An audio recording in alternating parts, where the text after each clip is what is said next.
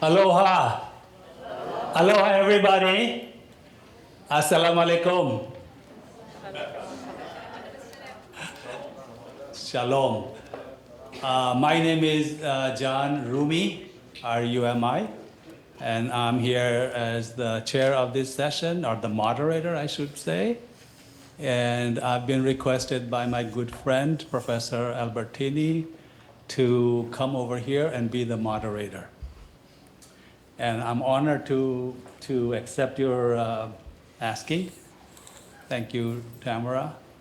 I was here on the opening day and I saw a huge crowd, and it was so impressive that we could have the brightest minds of the world, convening in a place like this we call State of Aloha.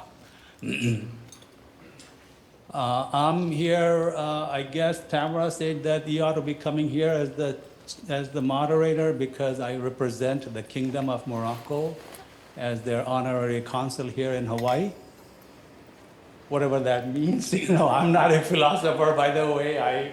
But I love philosophy, as you can say. My dad was a very Sufi kind, so that's why I got the name Rumi.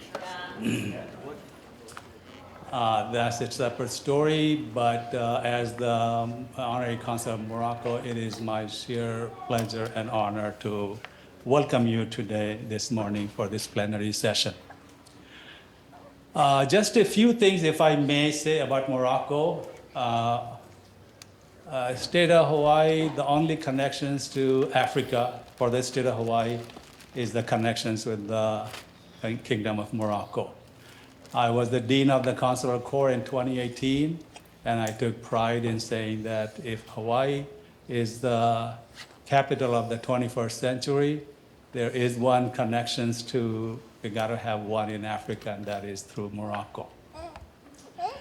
Morocco has some distinguishing things to be very proud of. I am not sure how many of you know that Morocco is the first country to recognize the United States as a legitimate country.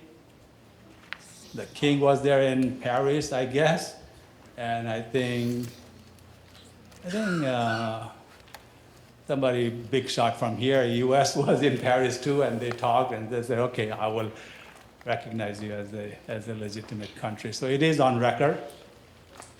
The other thing about Morocco is very benevolent. As you know, Islam has different varieties and different textures and different tastes to it. Originally, my dad is from India, but my mom is from Bengal, Bangladesh, so to speak.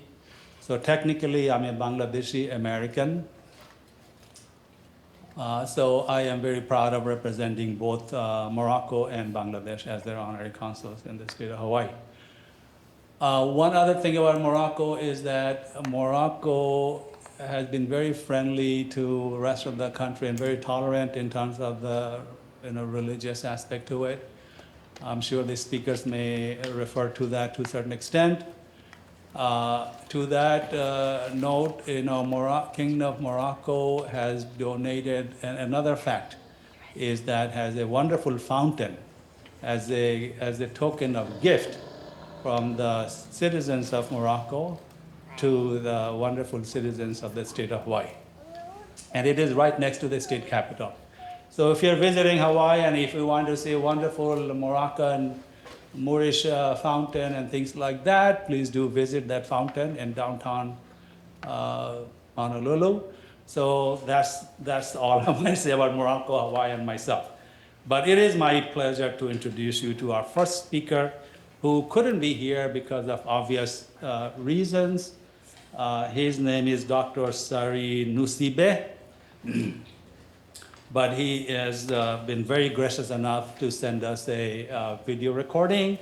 After the video recording, we would go into a Q&A session for Dr. Sari Nusibe to answer you may have for him to enlighten us further.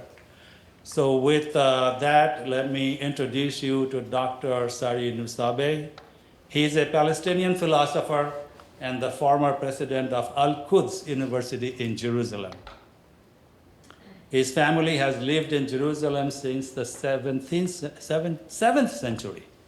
I was going to say 17th, but then I looked at it, I said, no, it's 7th century. My God. And has been entrusted with the custody of the keys of the Holy Sepulchre Church ever since. That's an honor. That's a history. At the 11th East-West Philosophers Conference of the University of Hawaii in Manoa on May 24 to 31, 2016, and maybe some of you were here during that conference, Professor Nusibe gave a lecture on Sound and Self, a place to call home, in which he reflected on the place that is sound. This time, he will take us again to events of global importance and ask, what is a homeland?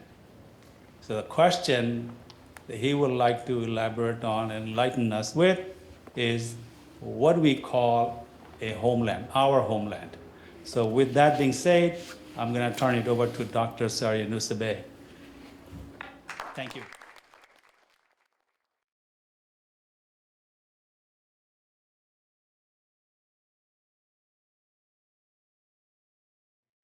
I'd like to say good morning to all, and thank you very much for inviting me to your conference. I'm very sorry I couldn't make it myself to come over, and I hope my presentation through video will be fine.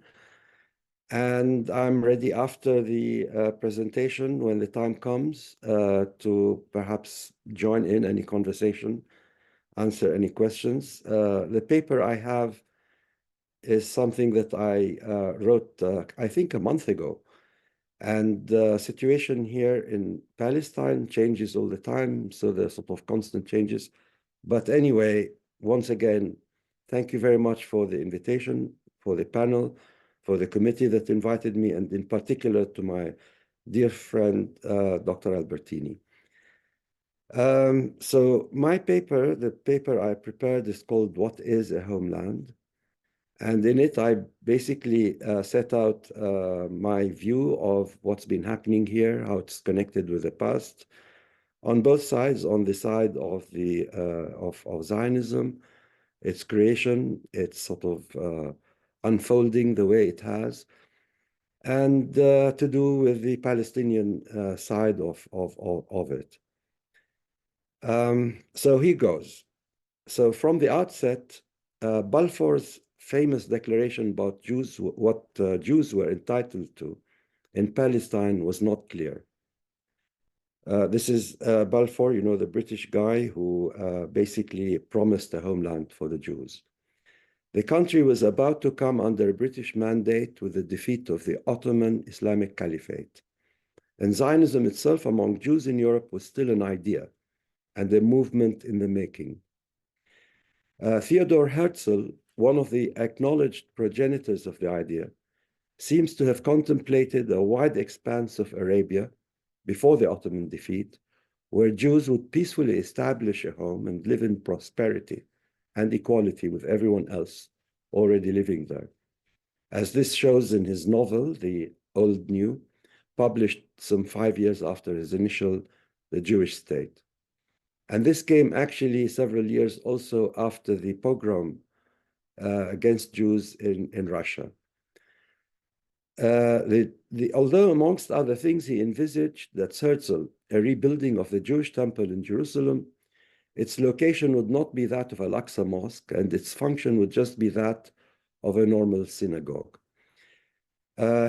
He convened and headed the first Zionist Congress in Basel in 1898, but it was not until 1942, in an extraordinary conference of the Congress, that this finally formulated its aim as the establishment of what is called a Jewish Commonwealth in Palestine, its borders left still undefined.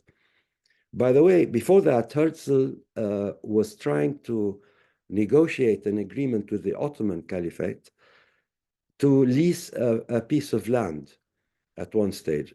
At another stage, he was trying to look at other places throughout the world for establishing this home, including Uganda.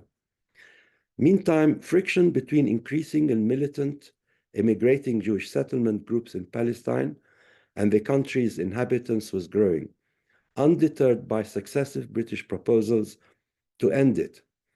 Even so, the idea of a home or a homeland had not crystallized in early Zionist minds. For Martin Buber, it was to be more of a religious haven for Jews than a state.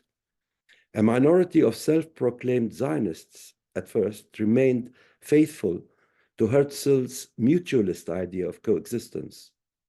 Rabbi Yehuda Magnus, first chancellor of the Hebrew University, belonged to a group of like-minded people who supported a binational state solution in Palestine. Mapam, one of the earliest Zionist parties, it was a socialist Marxist party, also started out being in favor of such a binational state. A final UN partition resolution in 47, preparing for the end of the British mandate in 48, ignited the war, bringing the Jewish state of Israel into being. Since then, Zionism slowly grew into becoming the exclusivist, fascist, and self-destructive colonialist enterprise it now manifests itself as, and is widely regarded as being. Now, the point of this brief narrative about Zionism is to answer the sensitive question, or to try to answer that question, about whether one should by now look upon it as a self-propelled machine that runs itself as well as runs the people that identify themselves with it, or still regard it as a malleable and peaceful human idea about a home or a homeland. If it is the former, then many of the signs of the recent years indicate that it has run a single-track course that cannot but lead it to self-destruct. If the latter, that it can conceivably adjust itself to ensure its survival. Curiously, its self-destructive course, as many see it, is embedded in three perceived and major successes in Zionism's history, paradoxically. The first in 47, when the United Nations passed the resolution to recognize Israel. The second in 49, when a ceasefire announced between Israel and defeated Arab armies left Israel with a larger territory than that allotted to it in 47. In fact, almost 78% of Palestine. And the third in 1967, with Israel's acquisition of the remaining 22%. This last success, paradoxically, pulled the rug from under the success of the first two. While Israel had been left with a Palestinian population of less than 500 million that it failed to drive out of its new borders in 48-9, it found itself in 67 incorporating an additional 3.5 million of them as it succeeded in conquering the West Bank and Gaza. This last success meant that Israel now had more prized territory to dispose of, including the old city of Jerusalem and its environs, but also a critical enemy population to confront and to deal with that became reunited after having been, until then, forced to live separately under three different regimes, Israeli, Egyptian, and Jordanian. This set the stage for a reinvigoration of the Palestinian national movement and for the rekindling of the historic clash between this and the Zionist movement over the ownership of the entire country. In due course, and in mirror image to its increasingly racist Zionist nemesis, the ideology of this movement also underwent a transformation of its own, lately reverting to an exclusivist ideology represented primarily in extremist religious form. Early Palestinian nationalists had simply rejected the steep rise in Jewish immigration and the creation of a separate homeland for them in Palestine. With the birth of Fatah, this is the Palestinian National Movement, as the representative of that movement in the mid-60s, the outlook of the national movement changed, and the idea of a secular and democratic state which would be inclusive of all the Jews living then in Israel was flouted as a progressive vision that rejects Jewish statehood but accepts the new state's population as equal citizens in the new state. After the 67 war, another change, with an eye on prioritizing and re-empowering Palestinian national identity, started taking place, leading in the 80s to the concept of two states, and eventually to the Oslo Agreement in '93 between Israel and the PLO. But the failure of Oslo reflected itself in a weakening of the peace-oriented nationalist movement at the expense of a growing support for Hamas and of the return among other nationalists to the idea of a single state. In effect, this now brought two exclusivist ideologies in a head-on clash with one another, brute force by each side becoming viewed as the only means to resolve it. One might ask the question, what turns an ideology, which is of itself an idea, with its activists and adherents giving life to it, into a single-tasked or a determinately set militant machine? For while the history of Palestinian ideology seems to have been open to different orientations in its trajectory, that of Zionism seems to have, on the contrary, pursued a single course of hegemony and expansion. Looking back, Zionism's belligerent trajectory seems to have been enhanced by two correlated factors. First, a hubris surge caused by military successes against threats, and second, an international laxity in applying any brakes to that trajectory. These two factors and continued threats reinforced the mechanical propulsion of the trajectory. Specifically, the 49 ceasefire lines of a larger Israel were just left for the next 20 years as is. Later, the 67 United Nations Security Council 242, based on the principle of the inadmissibility of acquiring territory by war, was effectively left gathering dust in the drawers. Further fangless United Nations resolutions for another 50 years simply allowed Israel to dig its roots deeper in the latest conquered territory. This now has some 700,000 settlers there. That's throughout Jerusalem and the West Bank, the number being just under a third of that of the other population living in it, in Jerusalem.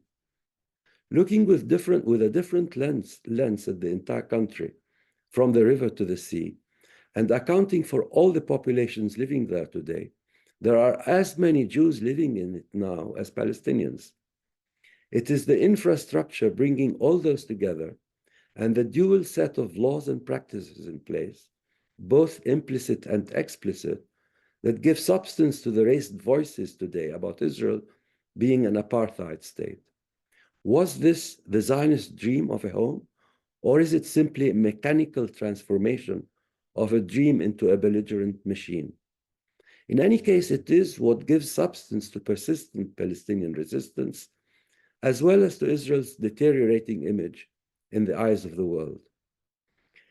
It is important to interject here that the machine and the people whose life it has been running have not always and fundamentally been a mirror image of one another. In its propelled trajectory, the machine seems to have taken a life of its own, effectively colonizing the minds of those formerly in charge of it and are supposed to run it. That is, the army, generals, and the political leaders. This meant that over time, rather than being the means to the good Jewish life, military power as the force running the machine instated itself as the be-all, end-all of that life.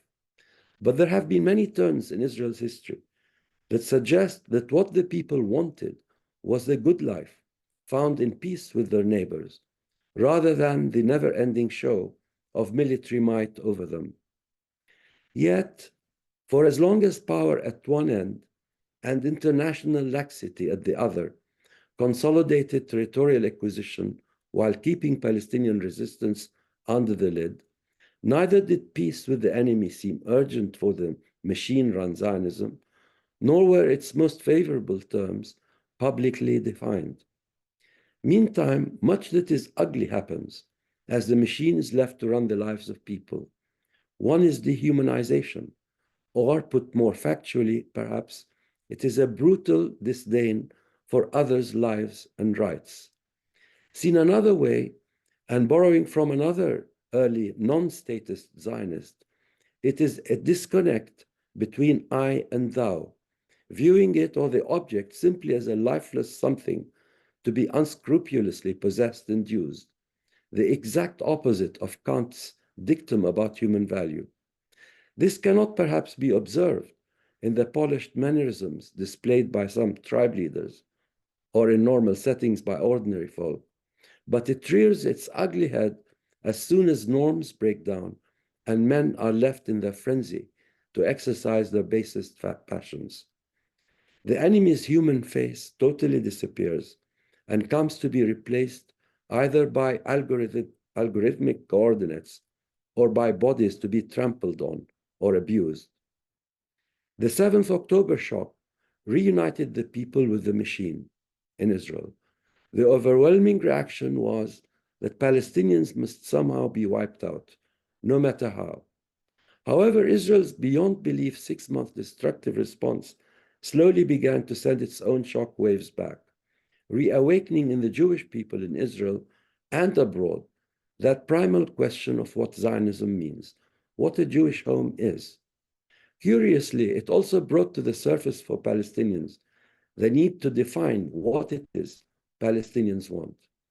So alongside the amplified extremism we see on both sides, we also can discern a slow reawakening of common sense on both sides. Surely we cannot give in to this madness, says the voice of common sense. A propitious moment, it may be concluded, for the international community to pull both sides out of the darkness they're in. But how ready and able is the international community for a serious intervention that will go directly to the roots of the conflict and bring about a solution based on UN resolutions and international law? The United States recently vetoed a proposal for recognizing a Palestinian state defined by these laws, declaring that such a state can only come about through direct negotiations between the two sides. Its logic presumably is that a Palestinian state cannot or should not be forced on Israel. But if it cannot or should not, then Palestinian rights would be squarely left in Israeli hands, that belligerent machine to determine. So what could one expect it to determine? The answer to this goes right back to our initial question about how to view Zionism. Is it in search for a Jewish home? Or is it, as many Palestinians see it by now, simply a colonialist enterprise? The US may and probably will try to ameliorate the impact on Palestinians of a peace process left in Israeli hands to determine. It could try to re-empower the Palestinian Authority, primarily as an administrative apparatus, but also perhaps with wider privileges and controls over territory. It may even signpost these improvements as steps towards full independence. But neither Israelis nor Palestinians will be fooled. Both have been through similar experiences and have specifically even tried direct negotiations in the absence of the international community. The result was the 7th October and its aftermath, a carpet bombing campaign that failed even to get a ceasefire resolution at the Security Council. It did finally, but it was not executed. It does not therefore seem hopeful that such a line of intervention or thinking will bring peace and stability. What could we expect failing a decisive application of international law in the country? If the Palestinian population is left to all intents and purposes under some form of Israeli rule, then Israel could not escape its self-definition as an apartheid state and will have to face the consequences of this, if not at the Security Council, then in its bilateral relations with the world community. It will face similar problems if it tries to depopulate the area of its natural inhabitants. It could retry a past trick from 1949, where it allowed Jordan or Egypt control of the population in limited areas of the West Bank and Gaza. But we all know that that trick also did not work. Whichever way we look at it, the Palestinian problem for Israel is not likely to disappear, and the region will remain a powder keg, likely to blow at any moment. Given all this, the US as an Israeli ally and friend should perhaps listen to the voice of common sense. However, few are those who now speak it. Notwithstanding the present public moods and extremist ideologies on both sides, the US can take a bolder step. International lines based on international law and UN resolutions between the two peoples must be drawn, and negotiations between the two sides called for to take place under the umbrella of the international community. In a matter that affects the so-called world of international order, the world must be present as an active participant to ensure fairness, stability, and the implementation of international law in the negotiations between the two sides. But such negotiations may not succeed. One side or the other may find the inevitable conclusions inconsistent with held ideologies. Should the US or the international community take a step back at this point and leave matters be, other cards in their hand could be used. It could be declared from the outset that the onus of responsibility for a settlement will ultimately rest with the people themselves rather than with the representative parties currently in office. The inconclusive talks between representative parties over the plan will not therefore be allowed to stymie it. A simultaneously held plebiscite among both peoples will be held to approve or disapprove of it. It will also be made clear to both parties that different kinds of sanctions will be attached to a disapproval. Each person, therefore, in both communities will have to face the facts and their consequences. Each person will have to decide on the life and future they really want. Would such an approach bear fruit? In any case, the plan would require from the outset answering many difficult questions. Would only Israeli Jews be counted on the Israeli side? Would Israeli Palestinians be counted on the Palestinian side or the Israeli side?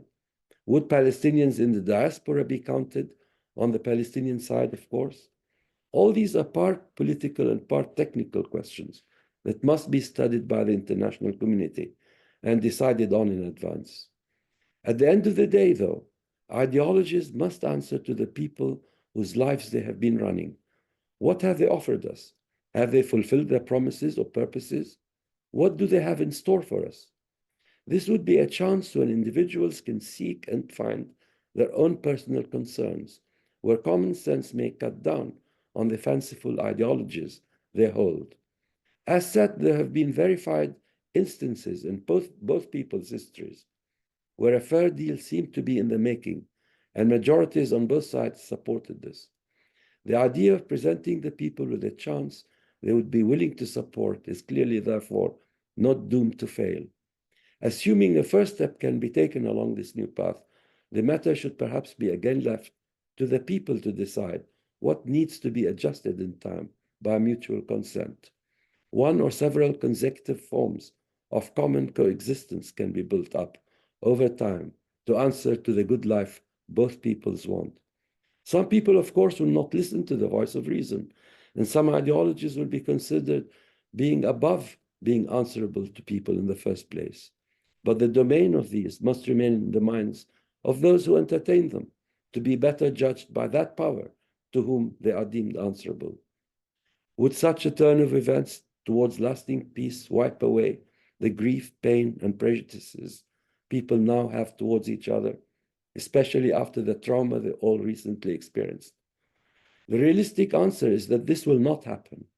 But in making the decision on what to vote for in a plebiscite, they would be consciously making the choice of foreclosing the possible visitations in the future of similar tragedies upon themselves or their children.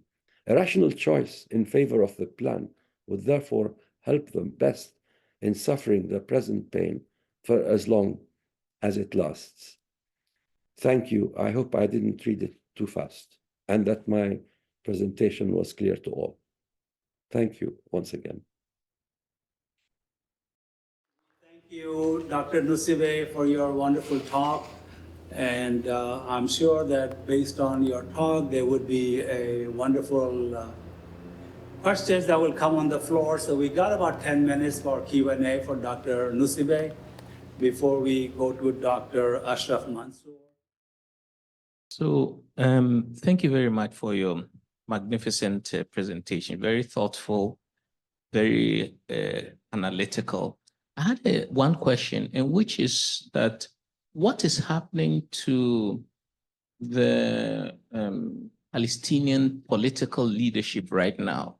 Because presumably there has to be some form of leadership to be able to looking forward to the day after the war, to be able to participate in any negotiations, international relations, and so on. So what is happening to what has happened to the Palestinian leadership at this time?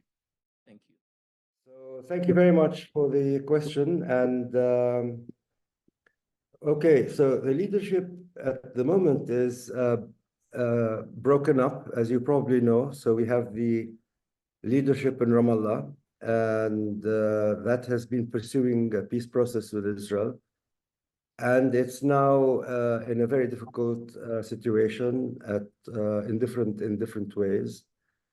And then you have this new rising leadership in Gaza, and that has difficulties in other ways.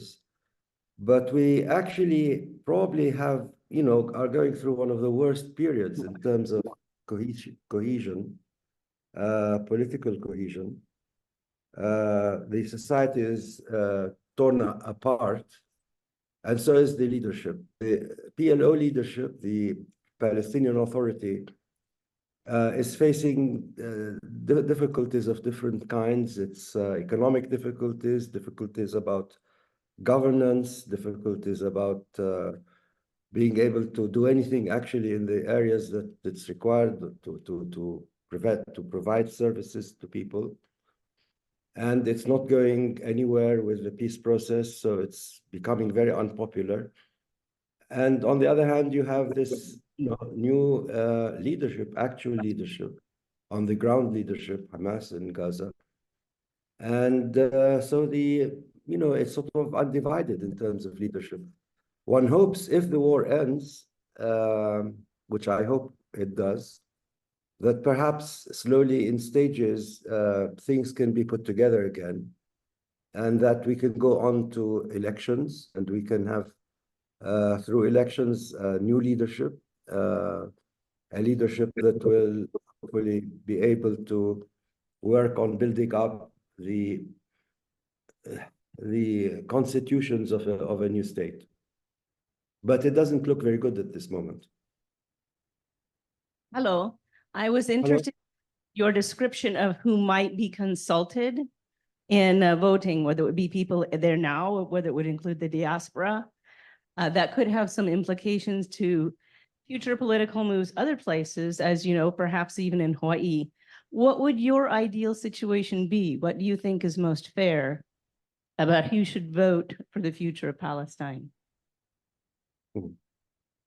That's a very difficult question to answer. Until recently, I would have said that people in the occupied territories should be able to set the stage, set the pace. Since they were under occupation, they're on the ground. Already they've been involved in trying to make peace with Israel.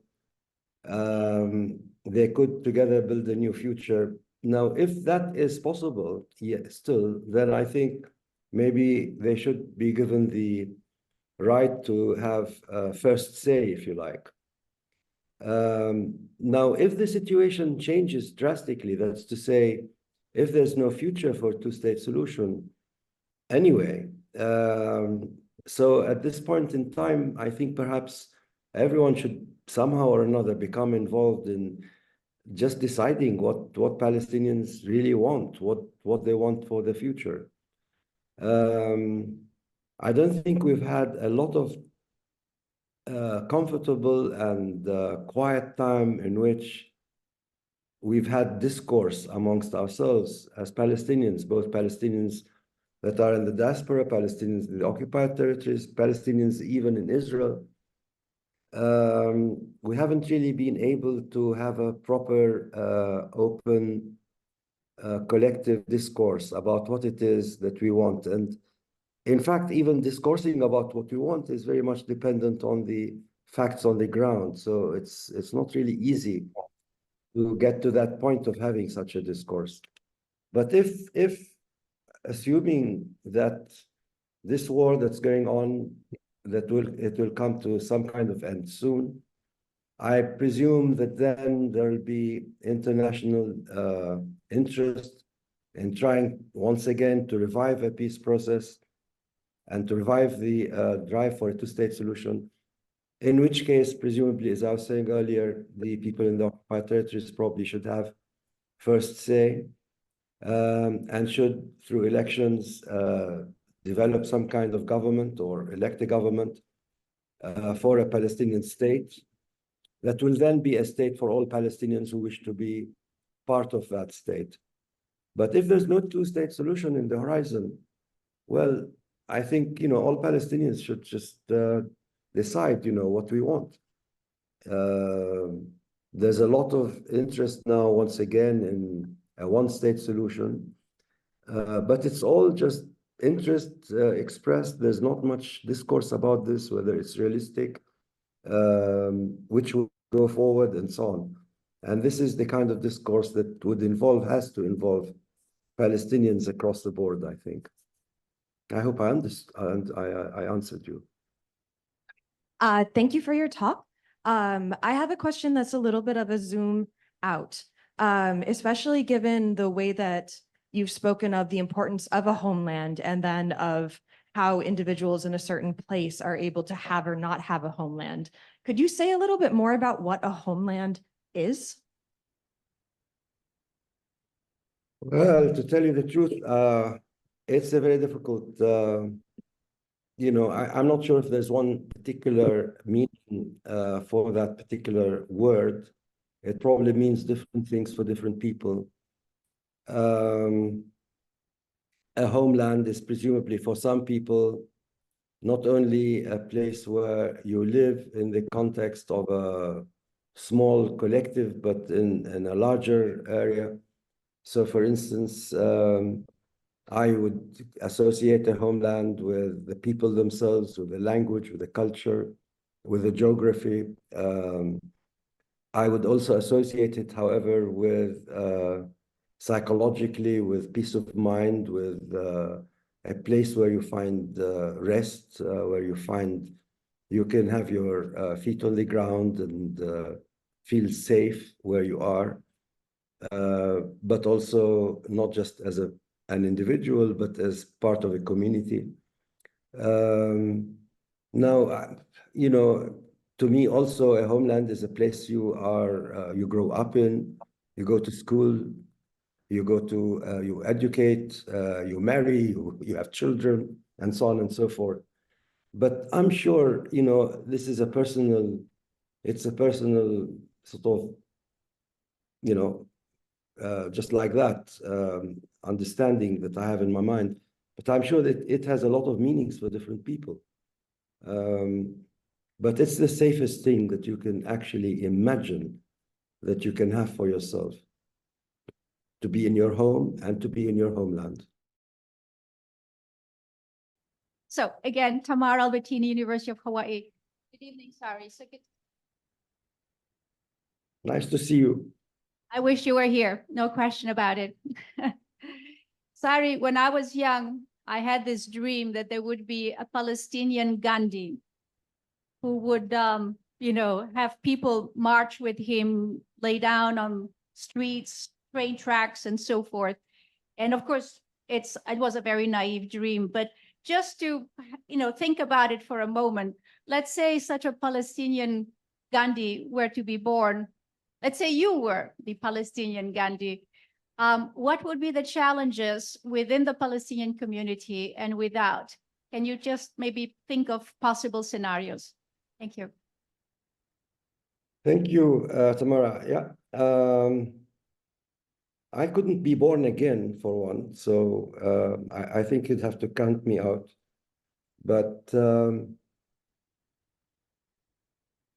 look, I mean, the difficulty of the situation we're in is definitely that the more force that one side uses, the more it provokes the use of force by the other side. And it's a vicious circle. It does not end. That's one component of the situation here. The other component of the situation is this very specific case of the establishment of the maintenance of the State of Israel, which is not a normal kind of, it did not have a normal beginning as far as the other side is concerned, as far as the Palestinians are concerned. And so, and it's connected with a lot of factors that are not usually factored into thinking about settler colonialism and so on. For instance, the Jewish background in Europe, the anti-Semitism that exists, the kind of religious element also is part of this.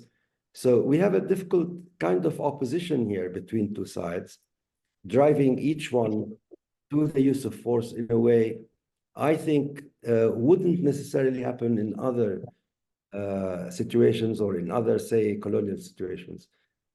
Now, to come back to the Palestinians, from the beginning, there've always been people that were in favor of trying to reach out to the Israelis, to extend their hand to the Israelis, to try and make peace with the Israelis, and people on the other hand, on the Palestinian side, who have in fact chosen to pursue force.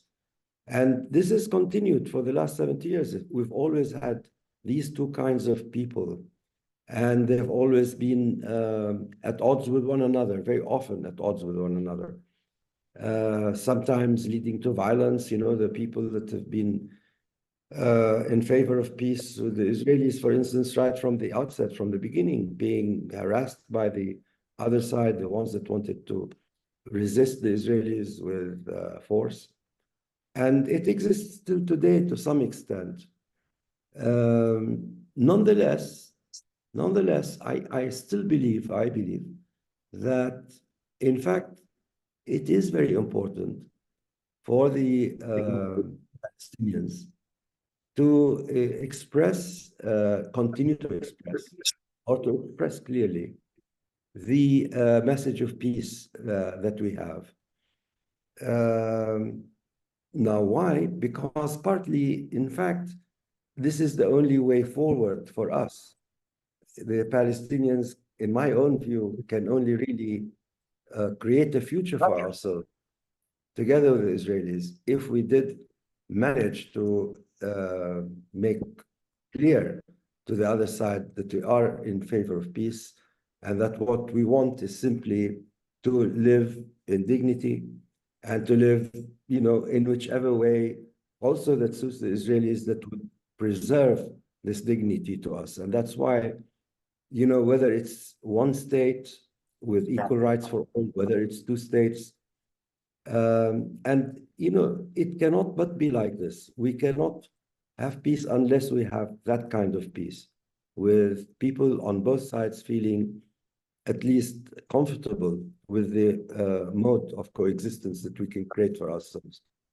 So we still need to work on this. We still need to continue asking for peace. And I don't think fighting or shooting at each other or, getting each side more het up, more annoyed, more angry with the other is going to get us there. So we do need to bring the voice of reason back, I think, to the discussion between the Israelis and the Palestinians. I don't know whether a single person, a Gandhi, can do it, but maybe a movement, maybe a general awareness. Today, it's the most difficult time, perhaps, to do this. I mean, there's a majority of Israelis now that don't want even to speak to the Palestinians, a majority of Palestinians now that don't want to speak to the Israelis. It's a state of war. And we need to wait until it sort of quietens down a little bit. I hope it does. Thank you so much. I was actually Jay McKinney. I'm at Carleton College in Cognitive Science. I was here at 2011, and I remember the fantastic presentation and performance there, and went on to do a dissertation involving some of these ideas, although it's wonderful to be able to re-experience them, although not in this context, I suppose. I have a little bit of background thinking about artificial intelligence and its relationship to our understanding and perception of other people. And you mentioned this sort of algorithmic dehumanization going on in the area. And I was wondering if you would speak to sort of the role of the sort of boom or hype or this wave of the use of AI in this conflict, and how it relates to the sort of tension and the view of people between Palestine and Israel. Thank you. Thank you very much. I'm not sure that I'm fully aware of. I'm bad at AI. I'm a bit backward, but certainly, if you take into account the media in general, not the AI, but the way that everybody has access to TikTok and pictures and all of that, and how this is sort of spreading around, it has created a situation that, in fact, is far more difficult to control than it might have been, the case before all this came to be. And so today you have everybody on the Israeli side, everybody on the Palestinian side, indeed, throughout the world, perhaps, very much engaged in what seems to be, to everyone, a kind of live or die battle. And it just makes it more difficult to go through all of that, wade through this, to reach out to the other side and make peace. So I think it's actually had, although of course, we as Palestinians are happy in a sense that our case is being heard and being sympathized with throughout the world, of course.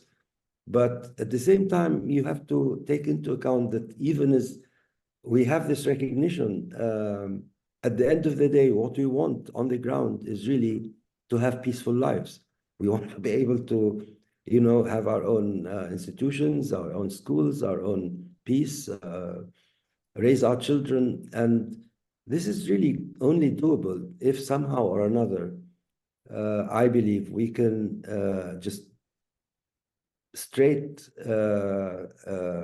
face to face, eye to eye, do this with our enemies, with the Israelis. We can't do it otherwise. Thank you, Dr. Nussadeh, for answering those great questions. Please.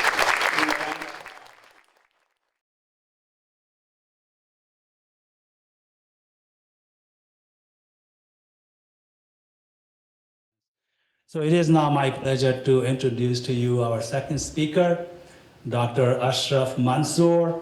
He is a professor of philosophy with the University of Alexandria, Egypt. His main specialty is modern European philosophy. He studied and published books and articles on different kind of subjects, pretty well known in many different spheres. He focuses on political theory, political Islam, and Islamic philosophy. So with that being said, please welcome Dr. Ashraf Mansour.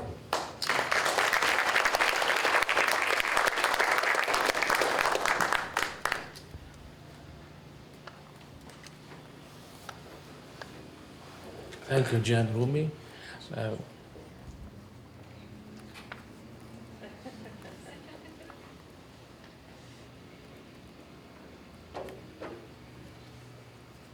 Thank you, Jan Rumi. First of all, I would like to express my gratitude. I'm very glad to be here with you, colleagues from all around the world, in this very important conference, East and West Philosophy Conference. I would like to thank my friend Tamara Albertini.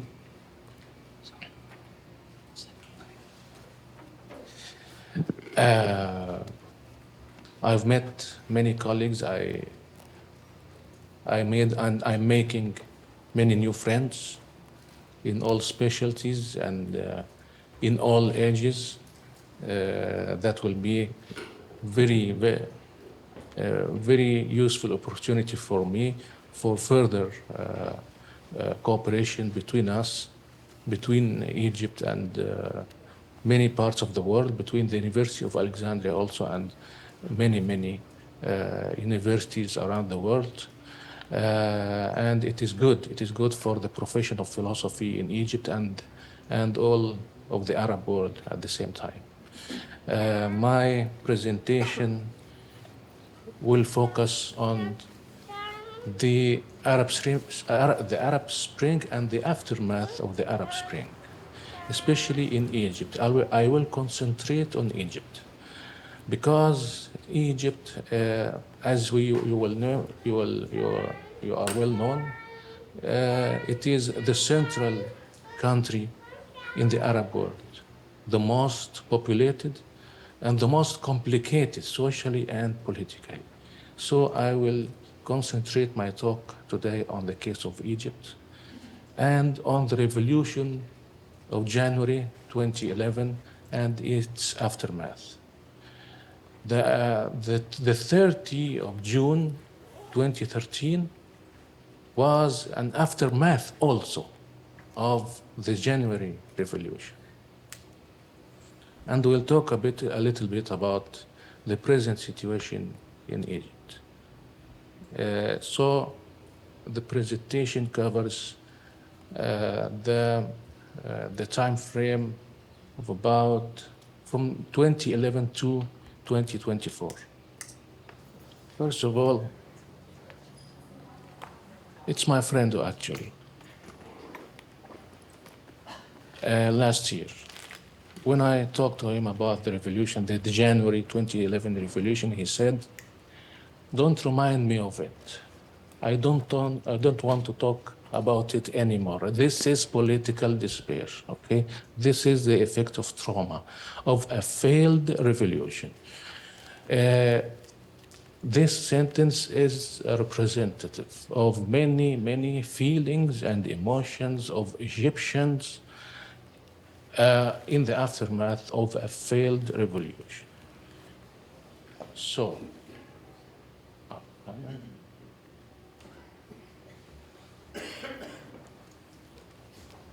as you well know, Egypt is in a very strategic place in the world, and in Africa also. It is in the middle of the Middle East. This conference is the East-West Philosophers Conference, but we are in the middle of the East and the West. The middle of the Middle East, okay? So we are in the East according to some places, and in the West according to some other places. We are in the East and the West at the same time. This is Egypt. Political borders. Do you see Israel in this map? Do you see Israel? Palestine is much smaller than Sinai. You notice that? Okay. So, Sudan in the south, Libya in the west, Saudi Arabia, Israel, Palestine, and Jordan in the east. Turkey in the north. Oh.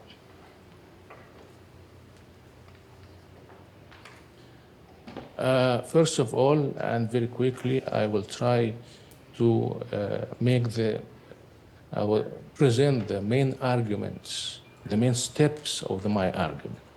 I will talk about the psychosocial theories of crowds formation, identity, and actions, because the Egyptian revolution in 2011, the phenomena called the Tahrir Square, and the subsequent uprisings and sittings all around the world in many other squares in the world, including Occupy Wall Street, were a crowd phenomena.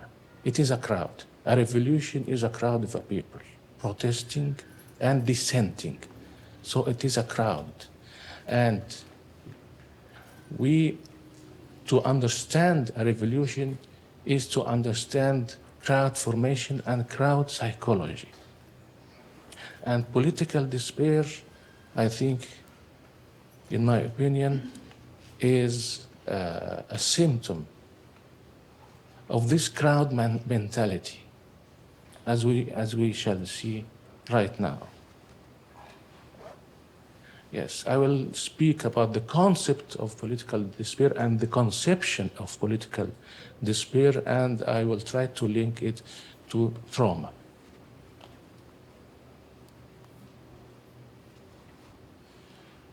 We must make a very fast look about the socio-political structure of Egypt right now. Okay? It didn't change much from the revolution till now, because in the final analysis, the aftermath of the revolution was the reproduction of the authoritarian state because of the deep authoritarianism of Egyptian society,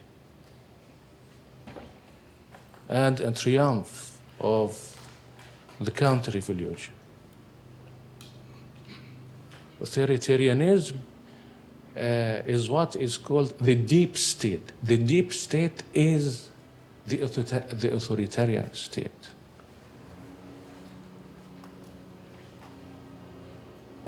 We have the presidency, and the presidency rule and control government and state organs. We have also Al-Azhar, the official religious Sunni Islamic institution in Egypt, and it's like the Vatican in Rome.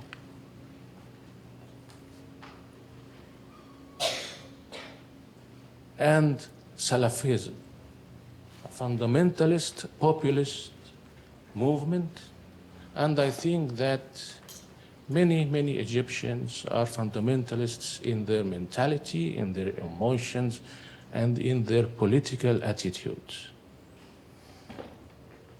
I'm speaking about common people, the people on the street.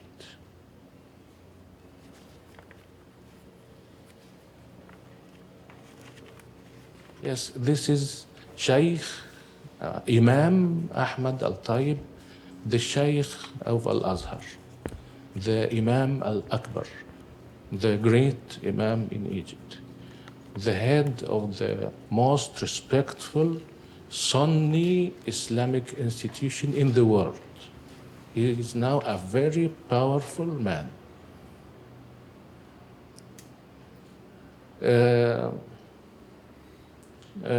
Some compares his power to President Al-Sisi himself.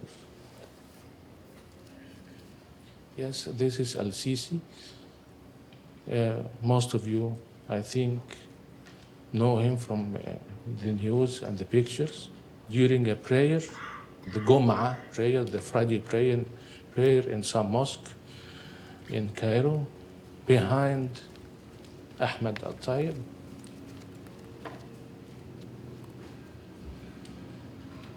So religion in Egypt is a part of the political structure of Egyptian society and Egyptian state. Yes, with the Pope,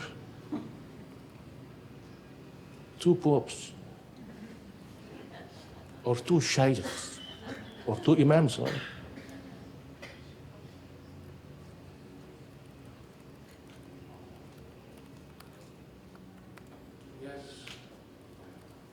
I think they are very friendly.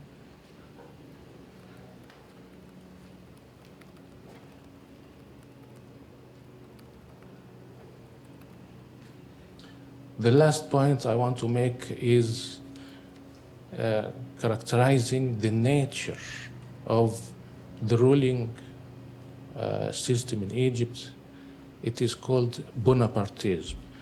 Not just by me, but by many other scholars in political science. Not just Marxists, but in many theoretical attitudes. Yes, I think you are well known of this picture. It is a picture of Al-Tahrir Square in January 2011. It was a spectacular scene all around the world, very famous among many peoples in the world.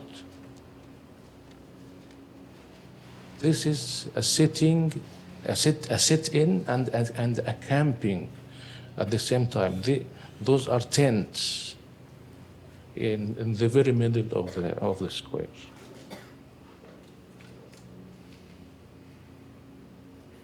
And there are many posters and signs. الشعب يريد إسقاط النظام. The people demand the fall of the regime. Actually, the people, when they get to the streets with the millions and they shout, demanding the fall of the regime falls actually. This is the fall of the regime by an action of the people. The same square, but a picture during the night. The people were not going home and returning in the morning. They were literally sleeping in the square for 11 days. They were eating and they were drinking and they were sleeping, and they didn't move from their place during those days. This is Tahrir Square now, 2024, a completely different picture. It's with a pharaonic obelisk.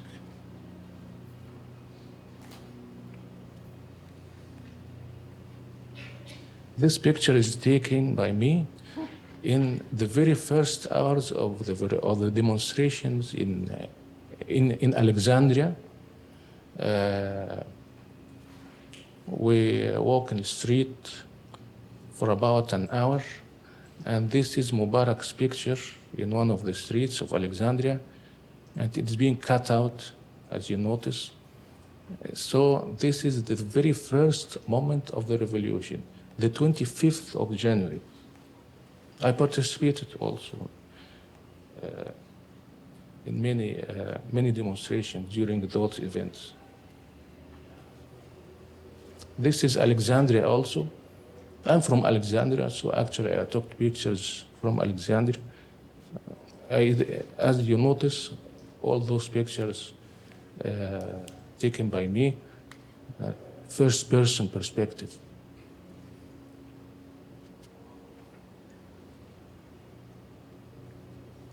Yes, another picture from Al-Manshiyah Square in Egypt.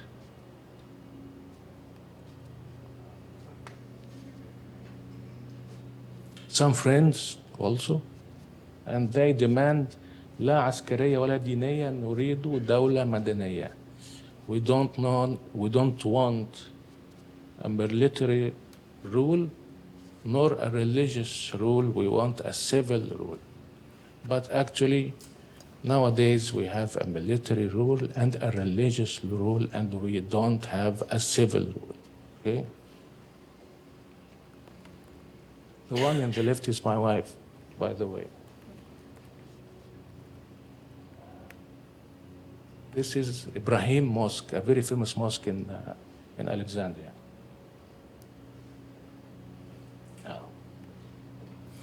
A picture during the revolution also. The Salafi movement and the Muslim Brotherhood tried to show their power and show their power to make demonstrations also.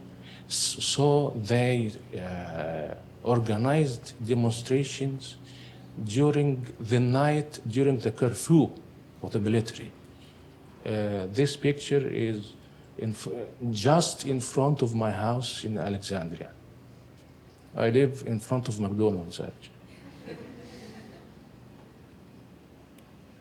This is my wife after the military ordered tanks to occupy all the streets of Egypt during the revolution, and including Alexandria. Of course, we were very happy. We are excited. There's something like a euphoria during those days. And it turned out to be a political despair afterward. Yeah. Okay. There were very great political expectations, expectations, not from the Egyptians only, but from many observers and political thinkers all around the world.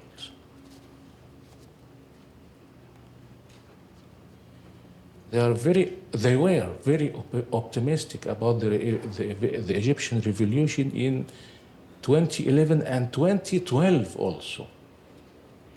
Just like we will see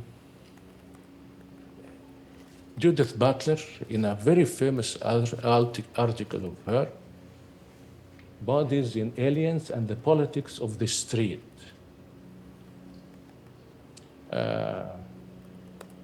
September 2011. She was very optimistic. And when crowds move outside the square to the side street or the back alley to the neighborhoods where streets are not yet paved, then something more happens. At such a moment, politics is no longer defined as the exclusive business of public sphere, distinct from a private one, but it crosses that line again and again, bringing attention to the way that politics is already in the home or on the street or in the neighborhood, or indeed in those very virtual spaces that are abound by the architecture of the public square. So when we think about what it means to assemble in a crowd, a growing crowd, and what it means to move through public some way that bodies space in a way that contests the distinction between public and private, we see some way that bodies in their plurality lay claim to the public, find and produce the public through sizing and reconfiguring the matter of material environments. Judith Butler was very optimistic, and she was looking for a brighter future of Egypt. But this didn't happen like we saw. David Harvey, the famous Marxist geographer, also during 2011 and 2012 also, I think, wrote this paragraph in his famous book, Rebel Cities. Yeah. Also about the Tahrir Square and the Egyptian Revolution. They remind me of Michel Foucault, who went to Tehran during the Iranian Revolution in 1978, I think. He was also very optimistic about the revolution. And he didn't know the future of this revolution and its ending in mullah state by the leadership of Al-Khomeini, even though he knew Al-Khomeini himself personally, and he took an interview with him. So during the revolutions, there is a kind of euphoria and a kind of enthusiastic feelings, not among the people themselves, not among the common people who are shouting and demonstrating and sitting in the streets, but among the intellectuals also. Actually, the revolutions are very elusive and very illusory, even to political scientists. Yes. This is a definition of political despair that I will utilize in the study. We can define political despair as the state of mind, the feelings, emotions, and attitudes caused by the closure of any political change and the loss of hope for any amelioration of deteriorated political and social conditions. Okay.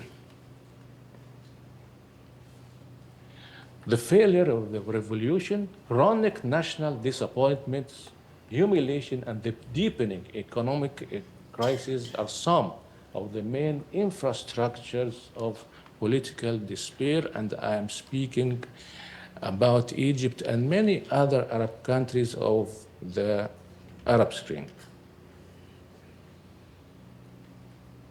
Okay.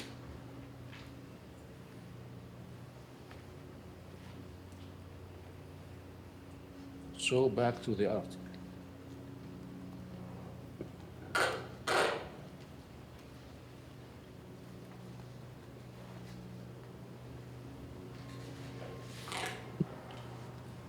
Before the advent of the concept of political despair, what was common in socio-political studies was the concept of cultural despair, promulgated by Fritz Stern in his study of German culture in interwar years, that led to the rise of Nazism. But we must notice in that same context how a deep political despair was prevalent in interwar Germany that led the German people to embrace Nazism. Just as many Egyptians leaned toward the Muslim Brotherhood in 2012, and others toward the military coup after 30 June 2013. Events in Egypt was a series of continuous political despair that produced the revolutionary event in 2011, the triumph of Morsi, Mohammed Morsi in 2012, and the popular demand of ousting Morsi even by military intervention in 2013. If we turn to Stern's classic study of German cultural despair in interwar years, searching for parallels with the Egyptian case and for a similar cultural despair, we will find that it was the escape to the religious realm as a substitute for political participation. The rise of political Islam, accompanied by Salafism and populist fundamentalism, was a manifestation of politico-cultural despair immediately after the first failure of the 25th January uprising. Jan, please remind me of the time. Okay.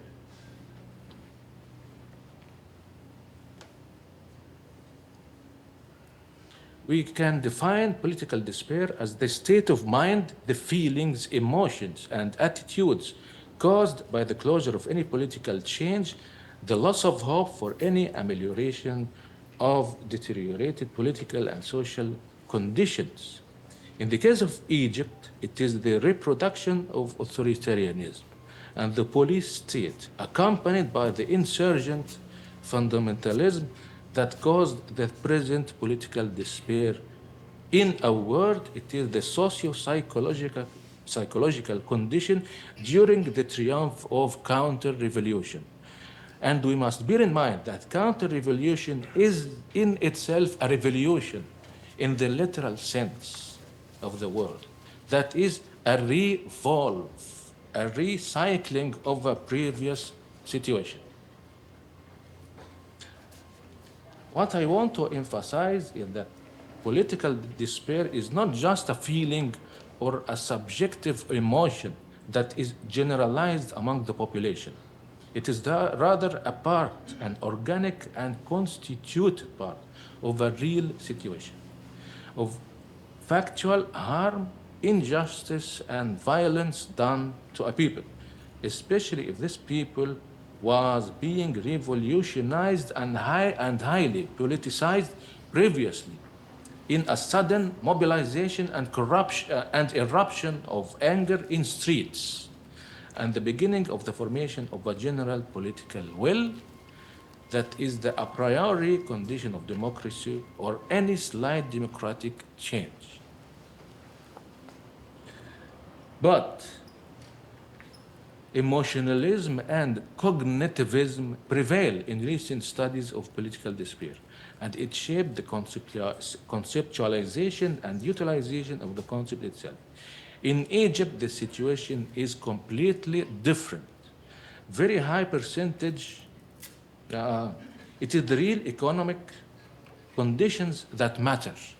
That is the deterioration of life conditions, very high percentage of unemployment, the depreciation of currency, lack of state support in education, public health, and the inflation of housing prices, both in rent and in selling prices due to the implementation of neoliberal reform during Mubarak's regime.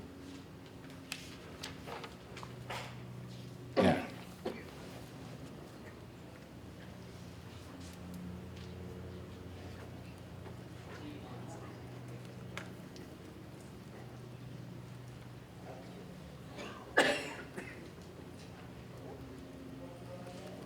Okay, I will fast. Okay, I will jump to the conclusion. It's a long paper, actually. I wrote it in a despair, in a political despair.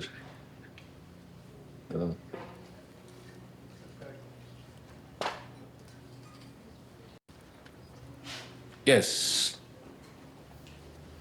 I tried to explore the role of political despair in the uprising of the 25th January 2011 and in subsequent events, including the 30th June 2013 and thereafter. Political despair was a result of the worsening of life conditions and the prevalence of police state apparatus that led the country to a condition much worse than that which led to the revolution in the first place. Political despair is a psychosocial state of mind and emotions, resting on real frustration from a real political economic situation. It is this condition that prevailed during all events from the pre-25 January till now. Political despair in the case of Egypt may be characterized as the social psychology of a people after the triumph of counter-revolution. It is then that oppression is the most violent without any violence. Revolutions as a sudden collective political mass action need quick and real change, a revolutionary change. When this kind of change does not happen, participants show political despair in the long run, especially during the triumph of the counter-revolutionary forces. Nowadays, political despair is accompanied by the closure of the political public sphere and leads several sections of the population toward a newly political discourse of Al-Azhar, which began to take a political religious role from 2011 onwards.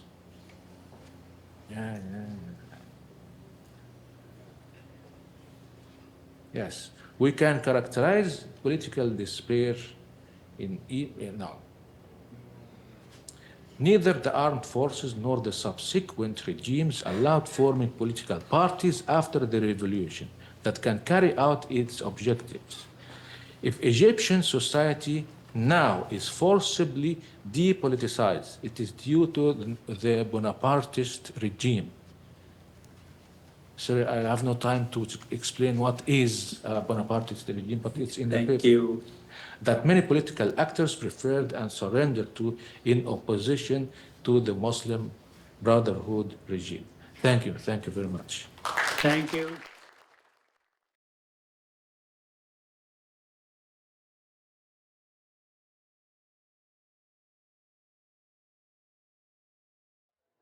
Hello, everybody. I hope you had some little coffee and kind of recharged to hear this exciting talk by Dr. Tamara Albertini. She's a very good friend of ours, known for each other for a long time.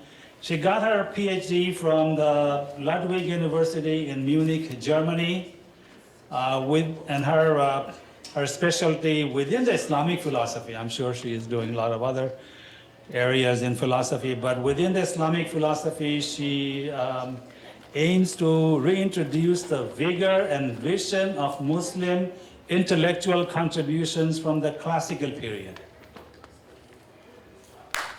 Yeah, wait, some more. And then she began focusing on contemporary Arab philosophy as a tradition distinct from Islamic philosophy. So I would love to know more the distinction between Arab philosophy and the Islamic philosophy. Currently, she is completing her book on Rabia al-Adawiya, the famous Sufi from Basra, which is in Iraq. So, Professor Albertini has been awarded many national and international fellowship and grants, among them a Fulbright Scholar Award and a Distinguished Scholar Award from the Cairo University. With that being said, please welcome Dr. Tamara Albertini.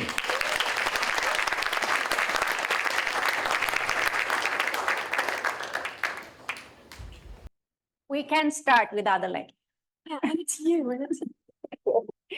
And how about the chair? Yeah, okay. Thank you. Well, I'm glad, Jen. Can you hear me? My husband always says nobody can hear me. Everybody else nods. Okay, all right. I'm glad Jen mentioned that there might be a difference between Islamic and contemporary Arab philosophy. I'll say only this. Our panel this morning, it's about contemporary Arab philosophy, and maybe afterwards we can talk about the fine distinctions here. And you know, being a philosopher definitely makes you distracted. And if you also teach philosophy, it becomes even worse. And you all are philosophy professors, so you know what I'm talking about. So the title, The Arab City, the Trauma and Healing Written on Its Walls. As you look at this title and you see the little word walls, you may be thinking, this is the paper she wanted to present in 2020, which is when we were going to have our 12 East-West Philosophers conference. But actually, for 2020, I was not going to present. I was going to have 3 Arab philosophers on the panel, and I was just going to be the organizer. So it's not a presentation that I kind of like warmed up for this event.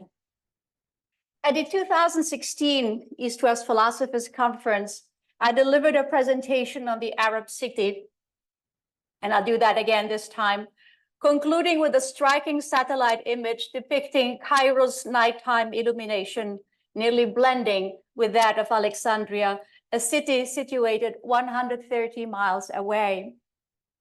With approximately 465 million Arabs globally, Egypt alone harbors over 110 million inhabitants, making Cairo, to use the words of Egyptian philosopher Hassan Hanafi, akin to a star shining in the night of the Mediterranean sky.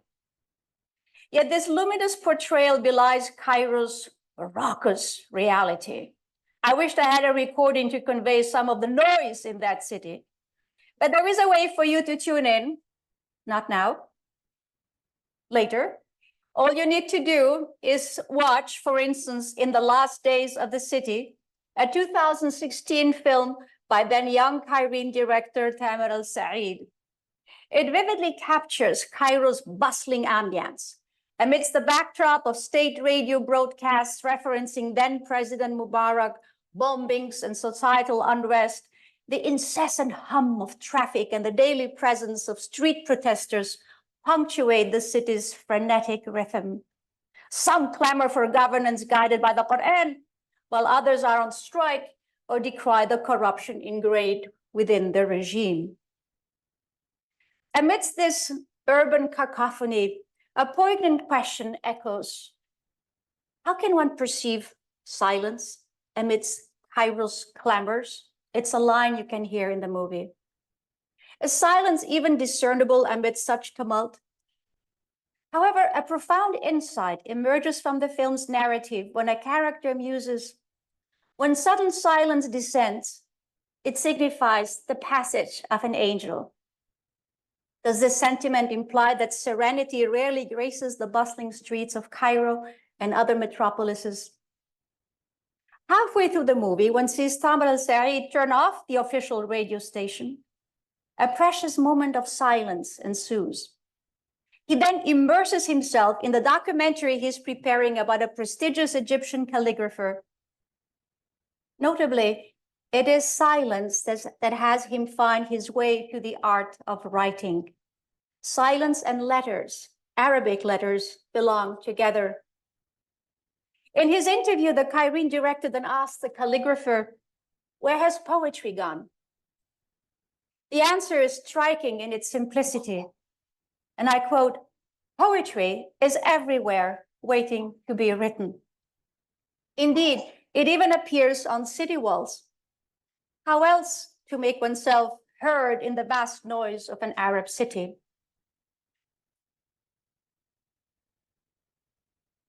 The wall. Allow me to diverge from the familiar trope of the writing on the wall, often invoked during periods of political upheaval and uncertainty. As you know, the expression first appeared in the book of Daniel. However, I invite you to explore a distinctly different perspective on writing. I will begin by delving into the story of the Palestinian Declaration of Independence, penned in 1988 by Mahmoud Darwish, Palestine's eminent poet. There aren't many poets who have done this kind of declaration. It too is now written on a wall. I intend to use it as a starting reflection on Arabic letters, their aesthetic, their cosmic, cosmogonic dimension, and their healing power.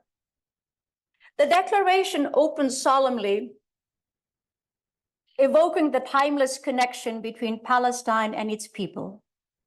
Here it is, in the translation of Edward Said, a figure intimately acquainted with the Palestinian plight, having been among the 750,000 Palestinians deprived of the right to return to their ancestral homeland following the 1948 expulsion. Palestine, the land of the three monotheistic faiths, Judaism, Christianity, and Islam, is where the Palestinian Arab people was born, on which it grew, developed, and excelled. Thus, the Palestinian Arab people ensured for itself an everlasting union between itself, its land, and its history. And this is how it concludes. I quote, "Say, O God, master of the kingdom, thou givest the kingdom to whom thou wilt, and seizest the kingdom from whom thou wilt. Thou exalted whom thou wilt, and thou abasest whom thou wilt. In thy hand is the good. Thou art powerful over everything." End of quotation. The term Arab, it's in blue in the Arabic original. The term Arab, land, appears a staggering 17 times within 6 pages. Notably, in the original Arabic text, it resounds twice, 3 times within the opening sentence alone. A more literal rendition would be not as elegant as Said's, but maybe closer to the original. In the land of heavenly messages to humanity, in the land of Palestine, the Arab Palestinian people were born, grew, developed, and manifested their human existence through an organic relationship with no fragmentation or interruption between the people, the land, and history. End of my translation. The interconnectedness of people, land, and history forms an inseparable triad. The whole is present in each part. And yet when the land is lost, the erosion of history inevitably follows, leading ultimately to the loss of identity. This simple, universally valid insight is encapsulated in a line from In the Last Days of the City, where a character from Lebanon declares with disarming simplicity, "My life is not a bag that I carry around and deposit just anywhere." It begs the question, can anyone truly comprehend the profound sense of displacement that arises from being severed from one's own homeland? Perhaps one avenue to convey this sentiment is through the scattered letters of the Declaration of Independence as envisioned by Palestinian artist Majd Abdel Hamid. Over the course of 10 days, aided by 2 assistants, he meticulously painted each letter of the declaration in an isolated script. I'll explain later what that means for those of you who don't use Arabic.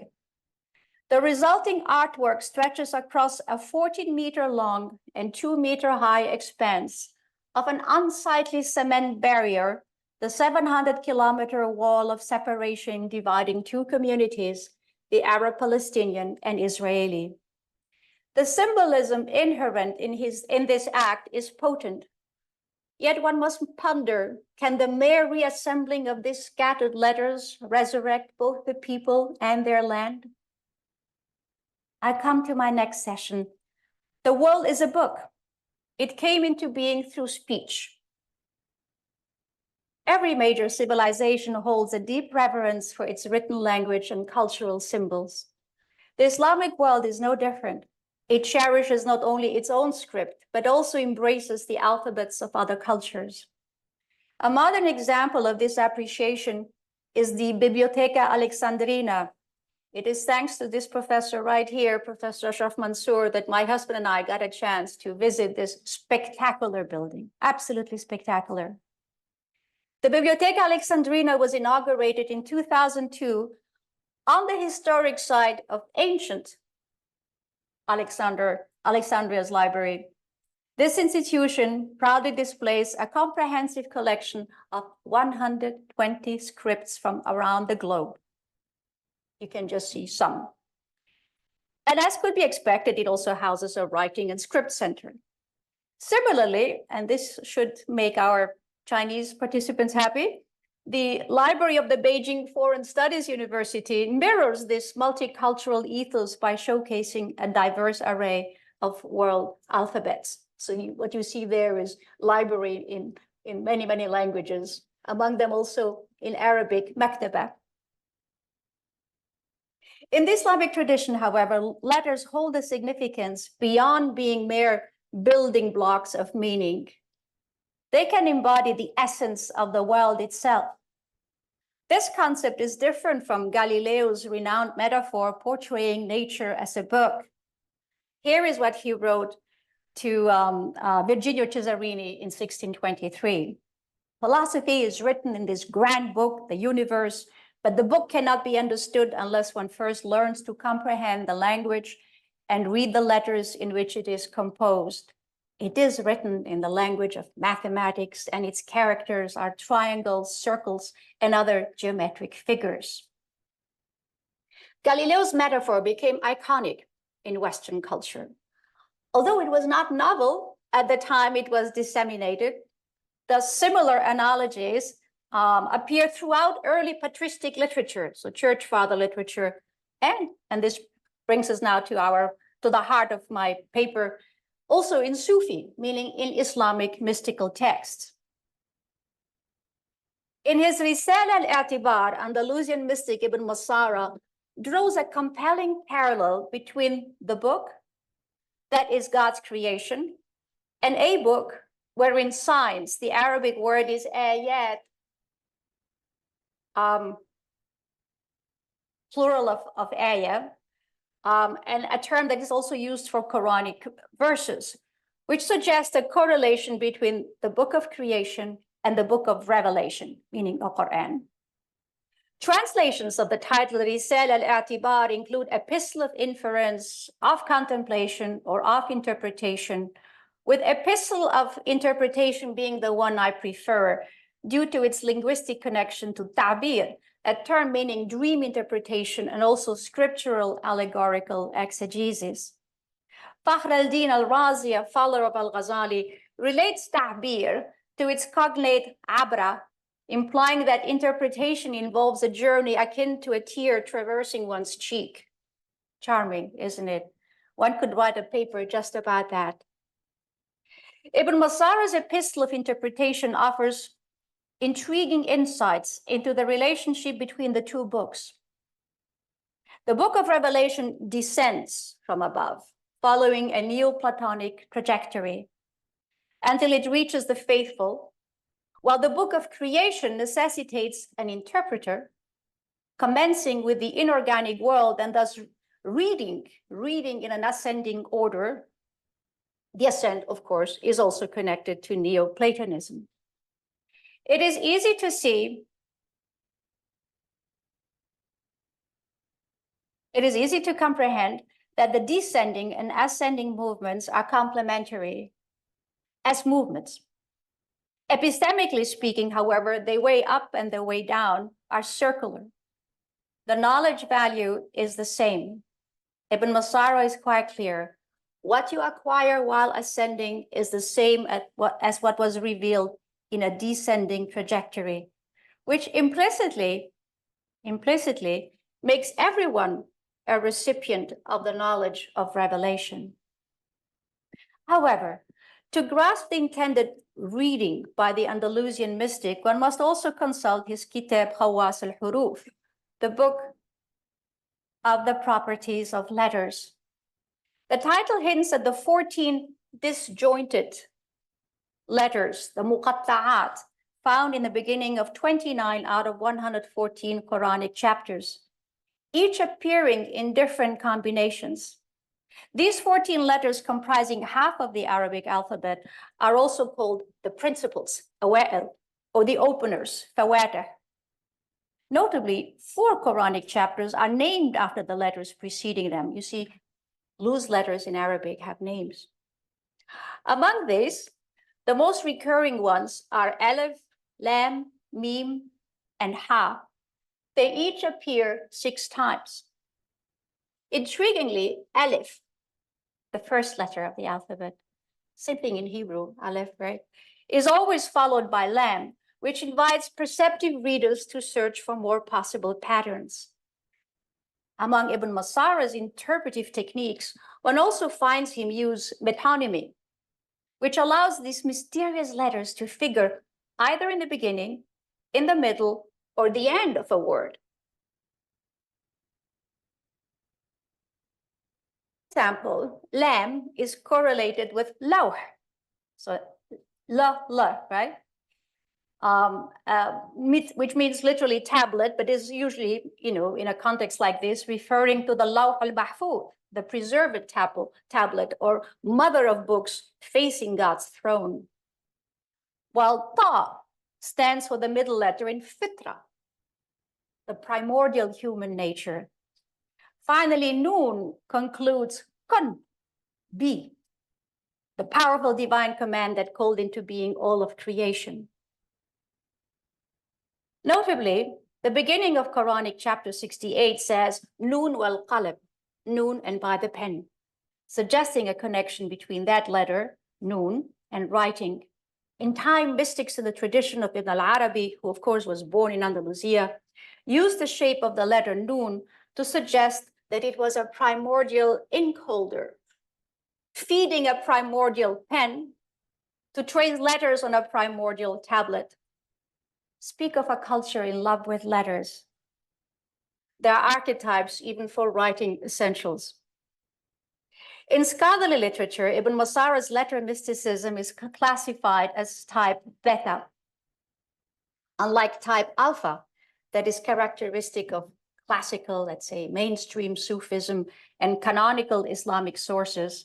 In type beta, as reflected in Islamic Spanish and Ismaili Shia traditions, the muqatta'at, the disjointed letters, are assigned a cosmogonic function.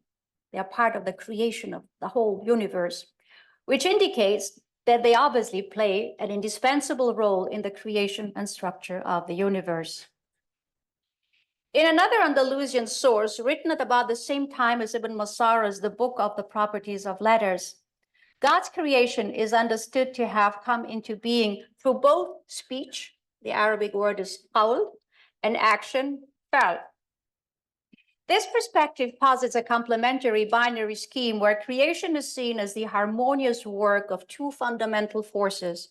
On one hand, God's speech is associated with the spiritual world, that is hidden, batin, and represented by 14 spiritual letters called in Arabic nafsaniyya, Some contemporary scholars call them psychical. I'm not too sure about that.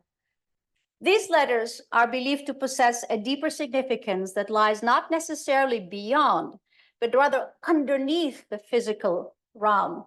Think of them as the universe's blueprint. On the other hand, God's action is linked to the physical world, which is apparent, zahir, and symbolized by 14 natural letters, tabi'iyya. These letters are thought to embody the material and observable aspects of creation. They too require interpretive work. The two sets of letters underscore an intriguing metaphysical framework in which the cosmos is viewed as a whole, embodying the physical and the spiritual, the hidden and the apparent, as inseparable dimensions. Spiritual and natural letters, so 14 and 14 letters in the Arab alphabet, together encompass the entirety of existence, each complementing the other and offering insights into the interplay between divine intent and the material manifestation of that intent. The same anonymous Andalusian text further elucidates that God established the letters as the foundation for constructing speech. Speech divides into many parts. Each part further divides into numerous entities. Named entities divide into letters. And listen to this. And letters ultimately break down into primordial dust. I quote, "The power that detaches them, the letters, is B, kun. Kun brings speech into manifestation. It encompasses the primordial dust. It is the letters. Air carries the letters. The letters are the uncompounded spiritual power. They are the foundation of all things." End of quotation. Primordial dust and primordial letters, where is this taking us? The conceptualization of the world as a book one enters. We usually hold them, but here you enter that book to find primordial letters that function as hidden forms is, of course, expressive of a scholar's vision to which writing is essential. Some may think of this cosmogony as a mere fantasy. While it is true that not every Muslim lives with this understanding of letters, we can ask Professor Mansour later, the love of letters is universally present in the Islamic, especially in the Arab world, where children from a very young age begin to compete in the art of calligraphy.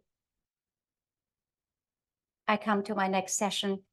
Of course, the Islamic Arab world, a culture in love with letters. The infatuation with letters, actual letters, single letters, takes many different expressions in the Islamic world. Ibn Khaldun, North Africa's premier philosopher, also credited with inventing philosophy of history, economics, and sociology, thought of calligraphy as a noble craft. Writing, he writes, is the outlining and shaping of letters to indicate audible words, which in turn indicate what is in the soul. It comes second after oral expression. It is a noble craft. It is one of the special qualities of man by which he distinguishes himself from the animals. Furthermore, it reveals what is in people's minds. It enables the intention of a person to be carried to distant places, and thus the needs of that person may be executed without him personally taking care of them, and so forth. Because of all these useful aspects, writing is a noble craft. He really feels the need to emphasize this, hammer it in. Not surprisingly, nothing is as saddening as the disappearance of a text. Bemoaning the decline of the crafts in his part of the world, Ibn Khaldun thus compares this loss, and I quote, to faded writing in a book, and gives therewith a powerful warning. There comes a time in every civilization when transmitted knowledge may become unrecoverable, like faded writing in a book. Centuries earlier, Rabi'a al-Adawiyya used the shape of letters to express different states of mind. She thus wrote in an early poem, "They lower me like the qaf when it descends, and I was like the furrowing elevated bed." Rabi'a identifies her sorrow with the letter qaf, the ending curvature of which takes it below the line, and then contrasts it with the letter be, which always remains on the line and therefore offers an image of steadfastness. The notable point here is that the shape of letters becomes the carrier of meaning. As Islamic religion and culture spread to Persia and Mughal India, letter mysticism inspired a new genre of poetry called hurufi, plural of harf, meaning letter. Anna Marie Schimmel, the grand lady of Sufi studies, collected dozens of samples in a delightful article entitled "The Book of Life Metaphors Connected with the Book in Islamic Literatures." There too, the shape of a letter could become the bearer of meaning, as in the slender line of the Aleph standing for the beloved. Here are two verses by Ferrer. I did not know him. I learned about him through Anna Marie Schimmel, apparently a Kashmiri poet. I quote, "My high nature has selected his stature from out the world. That means it has selected the letter Aleph from his book." 11th century Ismaili philosopher Nasiri Khusrau fleshed out the implicit analogy of soul and book. "The soul is a book," he wrote. "Thy deeds are like the writing. Write not in thy soul aught else than a fair inscription. Write what is wholly good in the book, brother, for the pen is thine own hand." The lesson conveyed here is that going through life is a matter of writing upon ourselves. We become conjoined letters. And still in the 20th century, philosopher Muhammad Iqbal took pleasure in comparing the bookworm that is devouring pages of Al-Farabi's and Ibn Sina's works, these are major Muslim philosophers, with the superior burning, ecstatically dying moth. Personally, I feel torn. I'm not sure I prefer the moth to the bookworm. Despite the mystical depth of the metaphor, it appears to me that the worm has good taste in philosophy. But here is what I think mattered to Iqbal. The comparison between the bookworm and the moth offers a compelling narrative about different approaches to knowledge and enlightenment. The bookworm, nourished by text, represents the philosopher whose life is devoted to the pursuit of wisdom through the written word. Each book consumed enriches the bookworm's understanding, the philosopher's understanding, turning it into a wellspring of philosophical thought. However, this insatiable appetite comes at a cost. The bookworm destroys letters in the process. Nevertheless, this destruction is not a mere act of consumption, but a transformation, where the text is internalized and integrated into a broader framework of knowledge. The bookworm's journey is a metaphor for intellectual pursuit, where the destruction of letters symbolizes the reshaping of existing knowledge to build new insights. In contrast, the moth, which nourishes the flame that sheds light on letters, symbolizes the mystic. Drawn irresistibly to the light, the moth represents the soul's yearning for divine knowledge and truth. The moth's journey towards the flame is fraught with peril, and in reaching the light, it is consumed and transformed.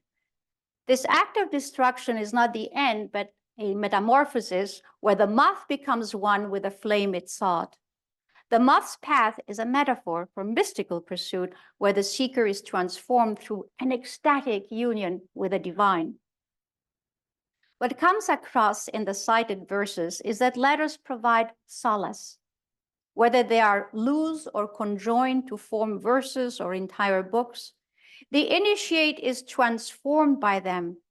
Ibn Khaldun even reports that letters have healing powers, which brings up my last section.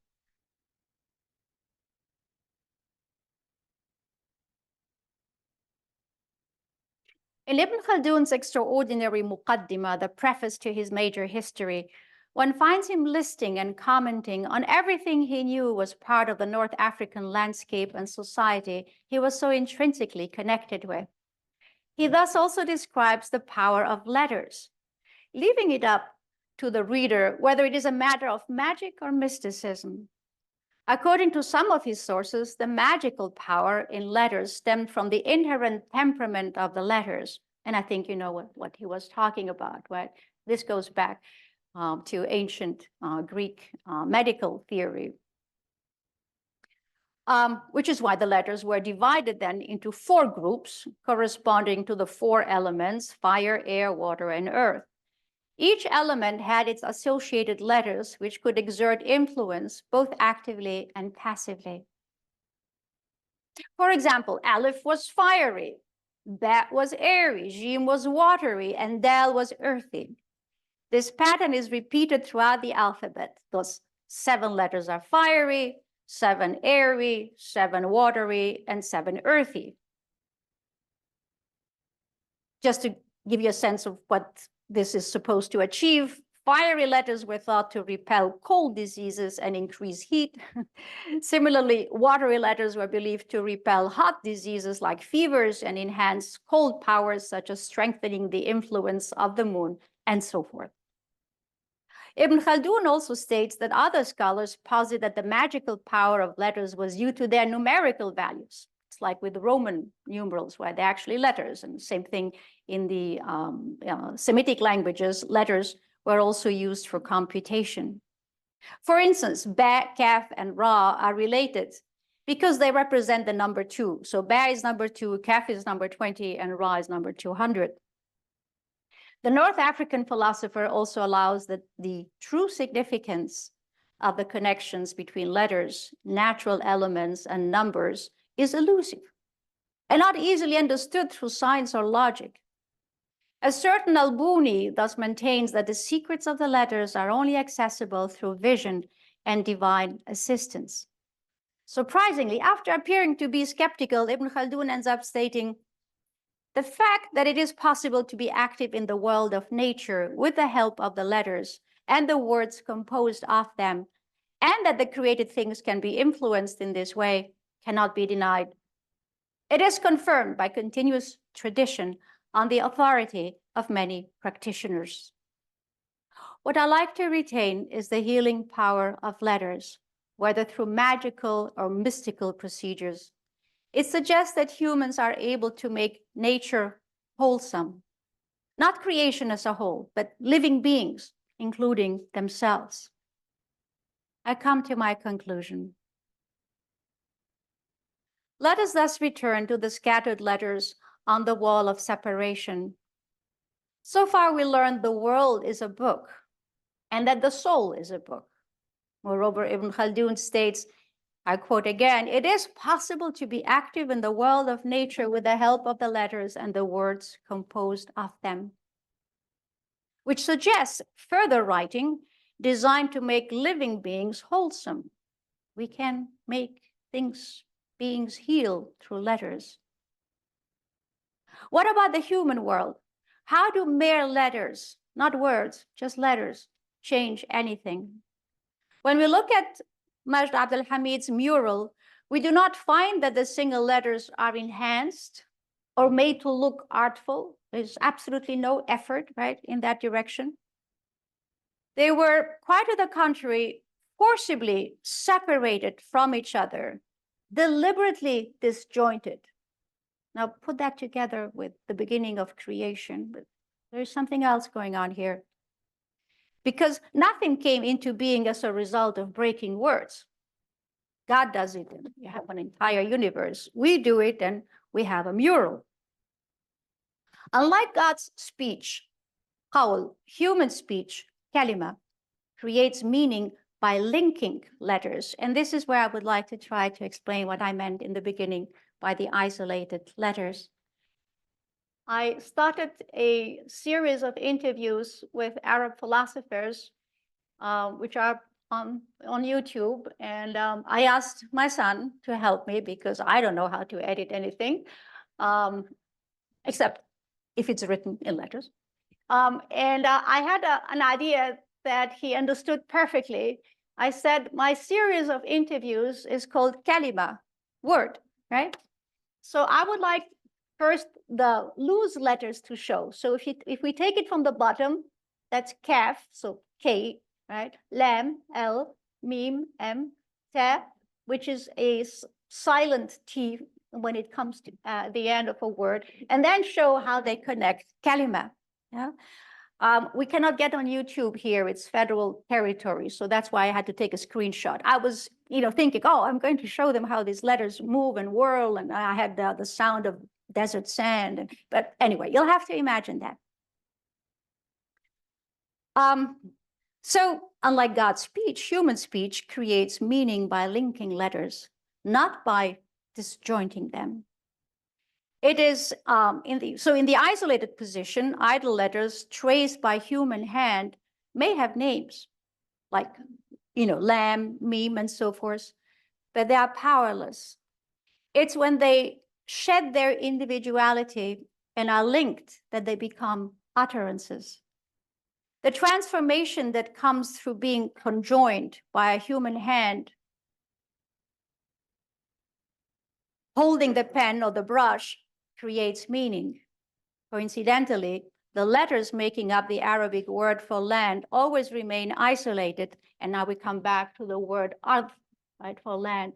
This just happened 3 letters that cannot be linked. Yeah, it's kind of interesting that that's exactly what's happening with the word ard, that means land or earth. However, if you connect the letters needed to trace the word for people, shab, the matter is quite different. It is as if the word grew from the root syllables, suggesting indeed that writing, especially writing poetry, unites a people. Individually speaking, human beings are inept, like the isolated letters conjoined. They become alive and bring healing. With the coming together of the people, the violated land may recover as well, and history rewritten, letter by letter, but by conjoining them with living words. Thank you.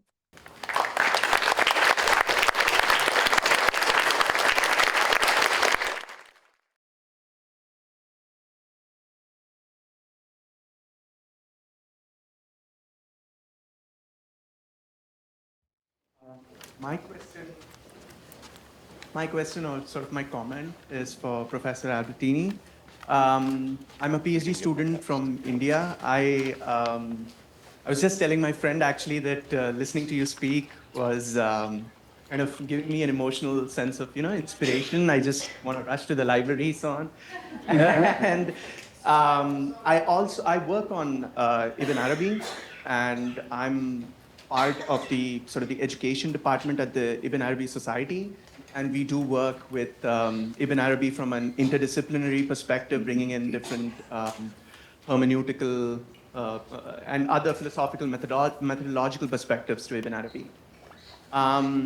So, I mean, one of the things that I notice when I look at Ibn Arabi and how he looks at phenomena, at the world, and how the world itself is seen as a book, as a set of letters, I notice a certain beautiful excessiveness to this, as if the interpretation, the tafsir of the world can never quite end, and there is a certain constant, ongoing interpretative duty in some sense, in engaging with the world.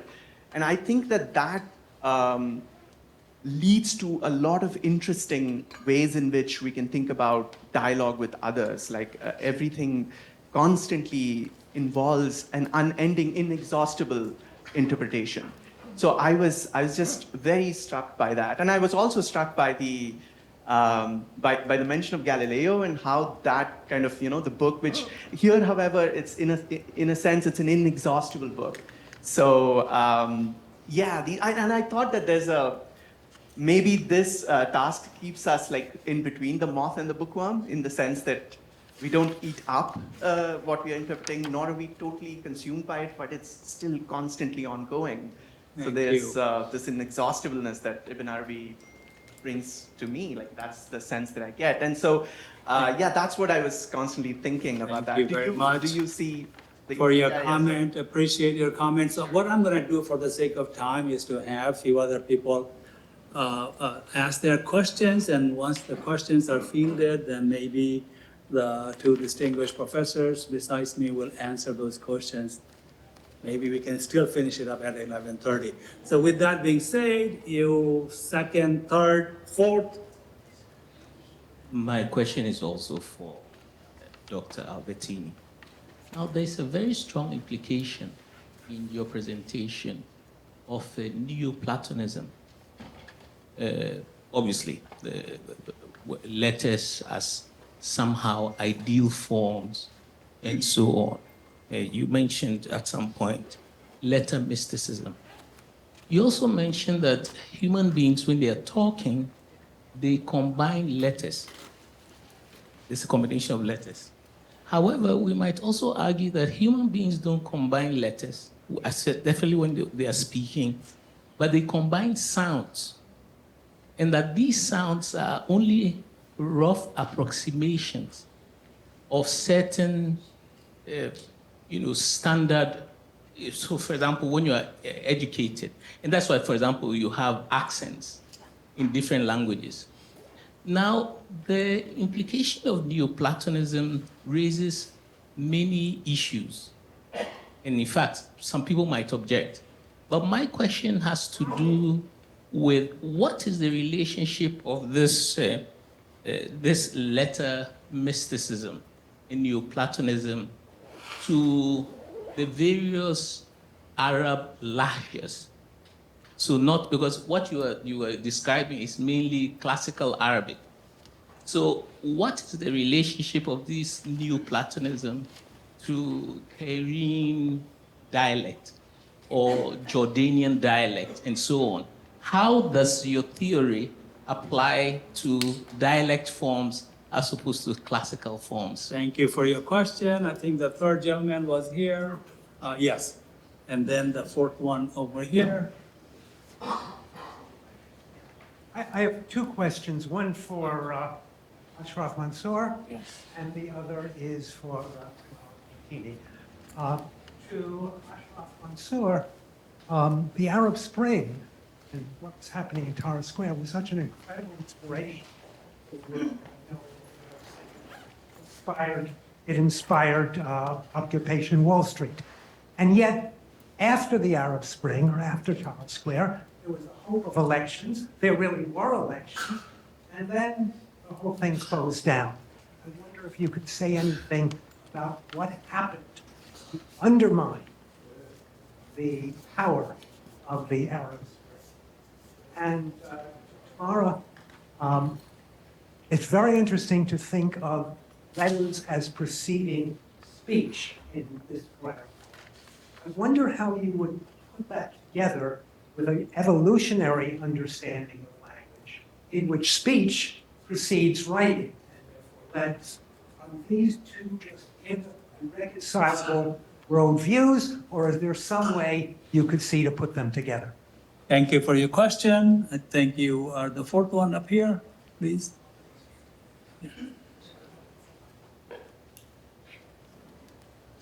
Hi, I'm Veena Howard from California State University, Fresno. I also have a question for Dr. Mansour and Dr. Albertini as well. So Dr. Mansour, the word you use, crowd, and I study nonviolent movements. Why the word crowd is used for the mass gatherings rather than using nonviolent protesters, nonviolent revolution, nonviolent resistors? The crowd is usually disorganized. Crowd is not led by people or a leader. The crowd can be dispersed with some kind of force, but the nonviolent resistors continue to come back and resist. So why the word crowd is used. And Dr. Albertini, beautiful presentation. I think it's the best presentation I ever heard. So lovely. My mom wanted to teach me Urdu, and I learned a little bit how the words come together, letters come together, and make such a beautiful words. My question to you is this. The constant question, the writing and recitation. So in Indian Vedic traditions, the recitation, orality is privileged over writing.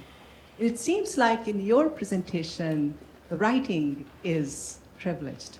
So what do you think about recite the Quran and recitation and writing. Thank you. Thank you. And I think I have one more burning question over here. So I think you're the one with the, nice. So that'll be the last question. And then we'll have, Thank you very much. yes. My question has to do with the relationship between the individual letters and the letters together in a word and in a speech, and the musical notes that have less difference in their forms. They do have some, and they have an effect on the reality, humans, planes, overall realities. Even one single sound has effect. I don't know much about chakra, but I think each chakra is associated with one particular sound. But then where a group of notes are put together, they create amazing melodies, and with 12 symbols, they create millions of compositions in all their, and music has to do also with timing, okay. So I would like to see how would be possible to see a relationship between language and music, to what extent, because they don't, there might be something, but they don't, of course, they don't coincide. And I have a few more thoughts, but Thank you, yes. I think we have the great questions from you. So I think with that being said, I'm gonna turn it over to Dr. Mansoor Ashraf, and please take about 5 minutes to answer those questions. If you can, I know it's not enough, but we are under time pressure, so please, we'll appreciate your feedbacks. Yes, okay, thank you very much. First of all, the first question, what happened?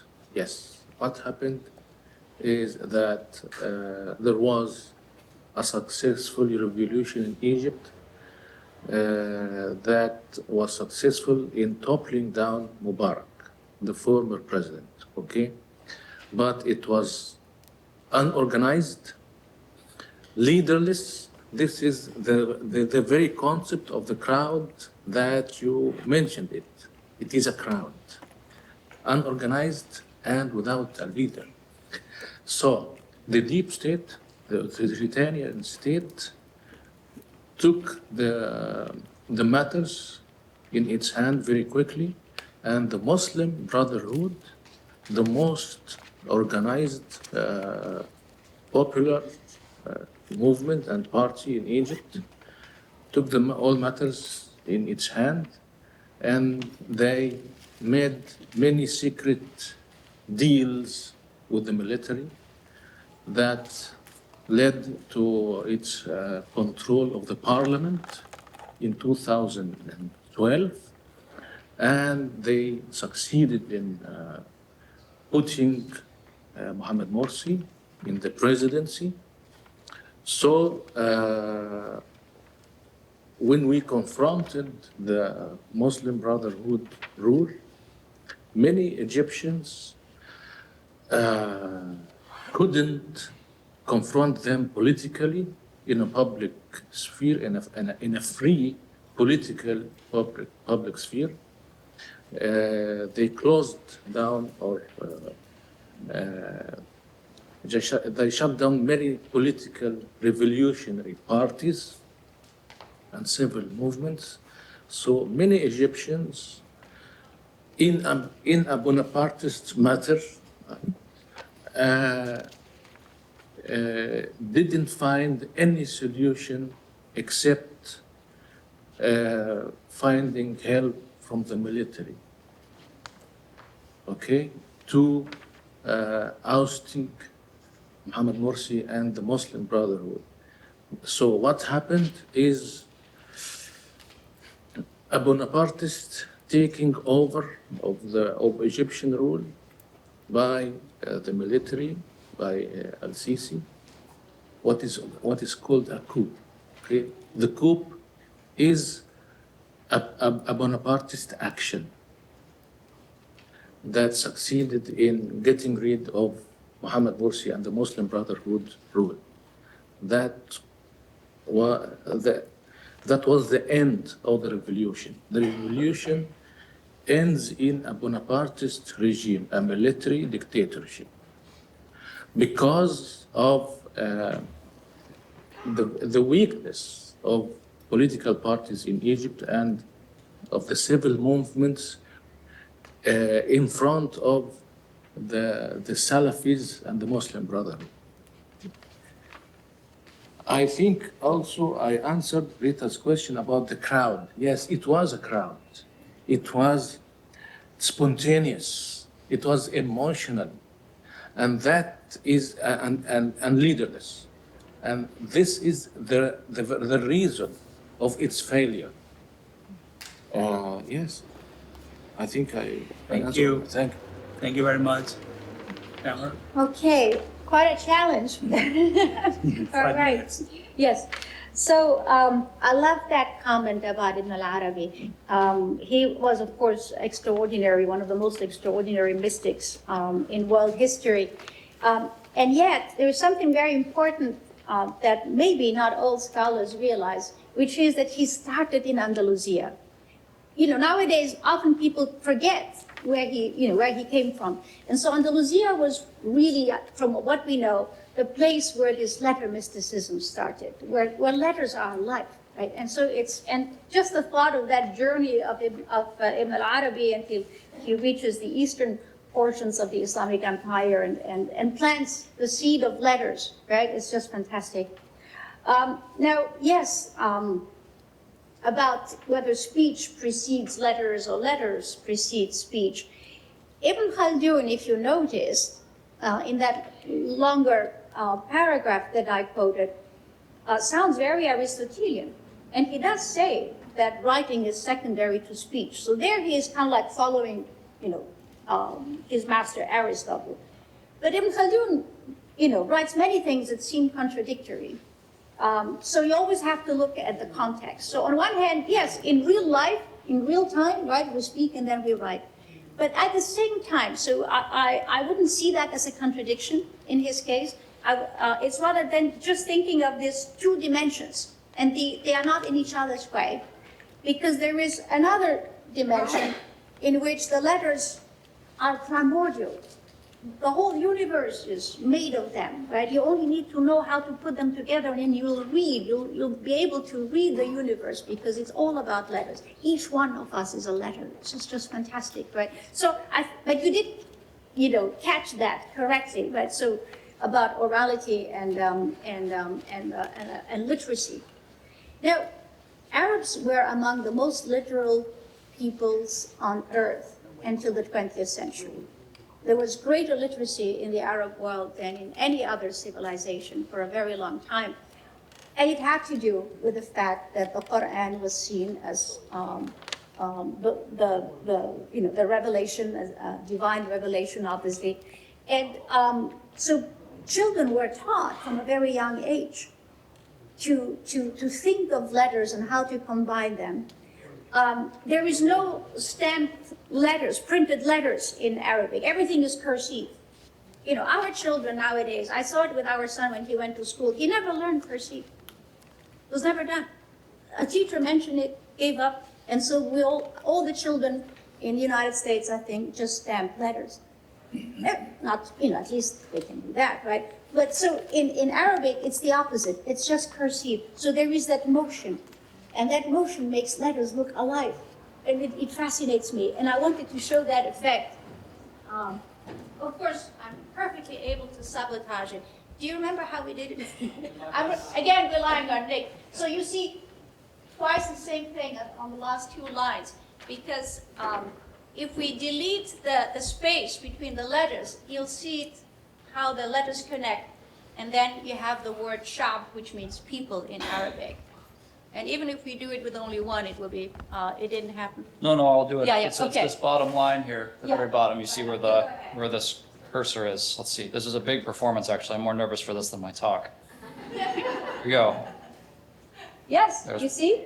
And now That's one, and then the last one was tricky, I know.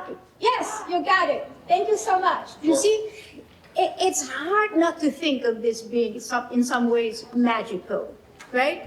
Because most letters in Arabic are written slightly differently or sometimes dramatically differently, whether they're in the beginning, in the middle of or the end of a word. So you go like, wow, you know? So separate, they don't mean much. You put them together and that's the birth of meaning. And so I think it's deeply rooted in an Arab Islamic culture. Every civilization has its, its presuppositions and assumptions. You're right about the dialects. I grew up with Tunisian dialect, and I love it. I find it so much more expressive and so much more fun. So, we may be now in a transitional period. Most of my colleagues in the Arab world struggle precisely with the fact that they are taught classical Arabic. I was taught classical Arabic, and frankly, it was the word of God, and you didn't want to make mistakes because teachers would get very angry. It's not just making a mistake as in math. I mean, this is a sacred language, right? So you learn classical Arabic, but then, with your mom, with your friends, it's the dialect, and your question is absolutely correct. So, where does the writing play a role? I saw when I was in Tunisia that they started to write Tunisian, Tunsi. And it's entirely new to me, so who knows? Maybe this trend will continue. But the fact is that letters are sacred. Calligraphy is a sacred art, right? Replaces figurative art in Islam. So there's so many dimensions and so many components to this. And, it gives you a different appreciation for what it means to be a people of the book, right? Jews, Christians, Muslims are considered Ahl al-Kitab, right? People of the book. And we think, yeah, book, you open it, you read through it. But I think there is more to it. These, for cultural and historic reasons, are identified as the people who can turn letters alike. That's all I'll say. Thank you. Thank you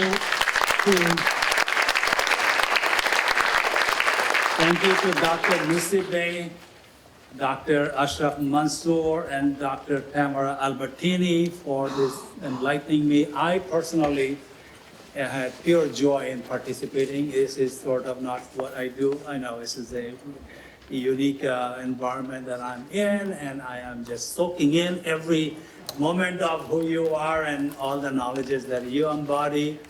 I come from a business world, so this is just mind-boggling. So thank you very much for inviting me. And,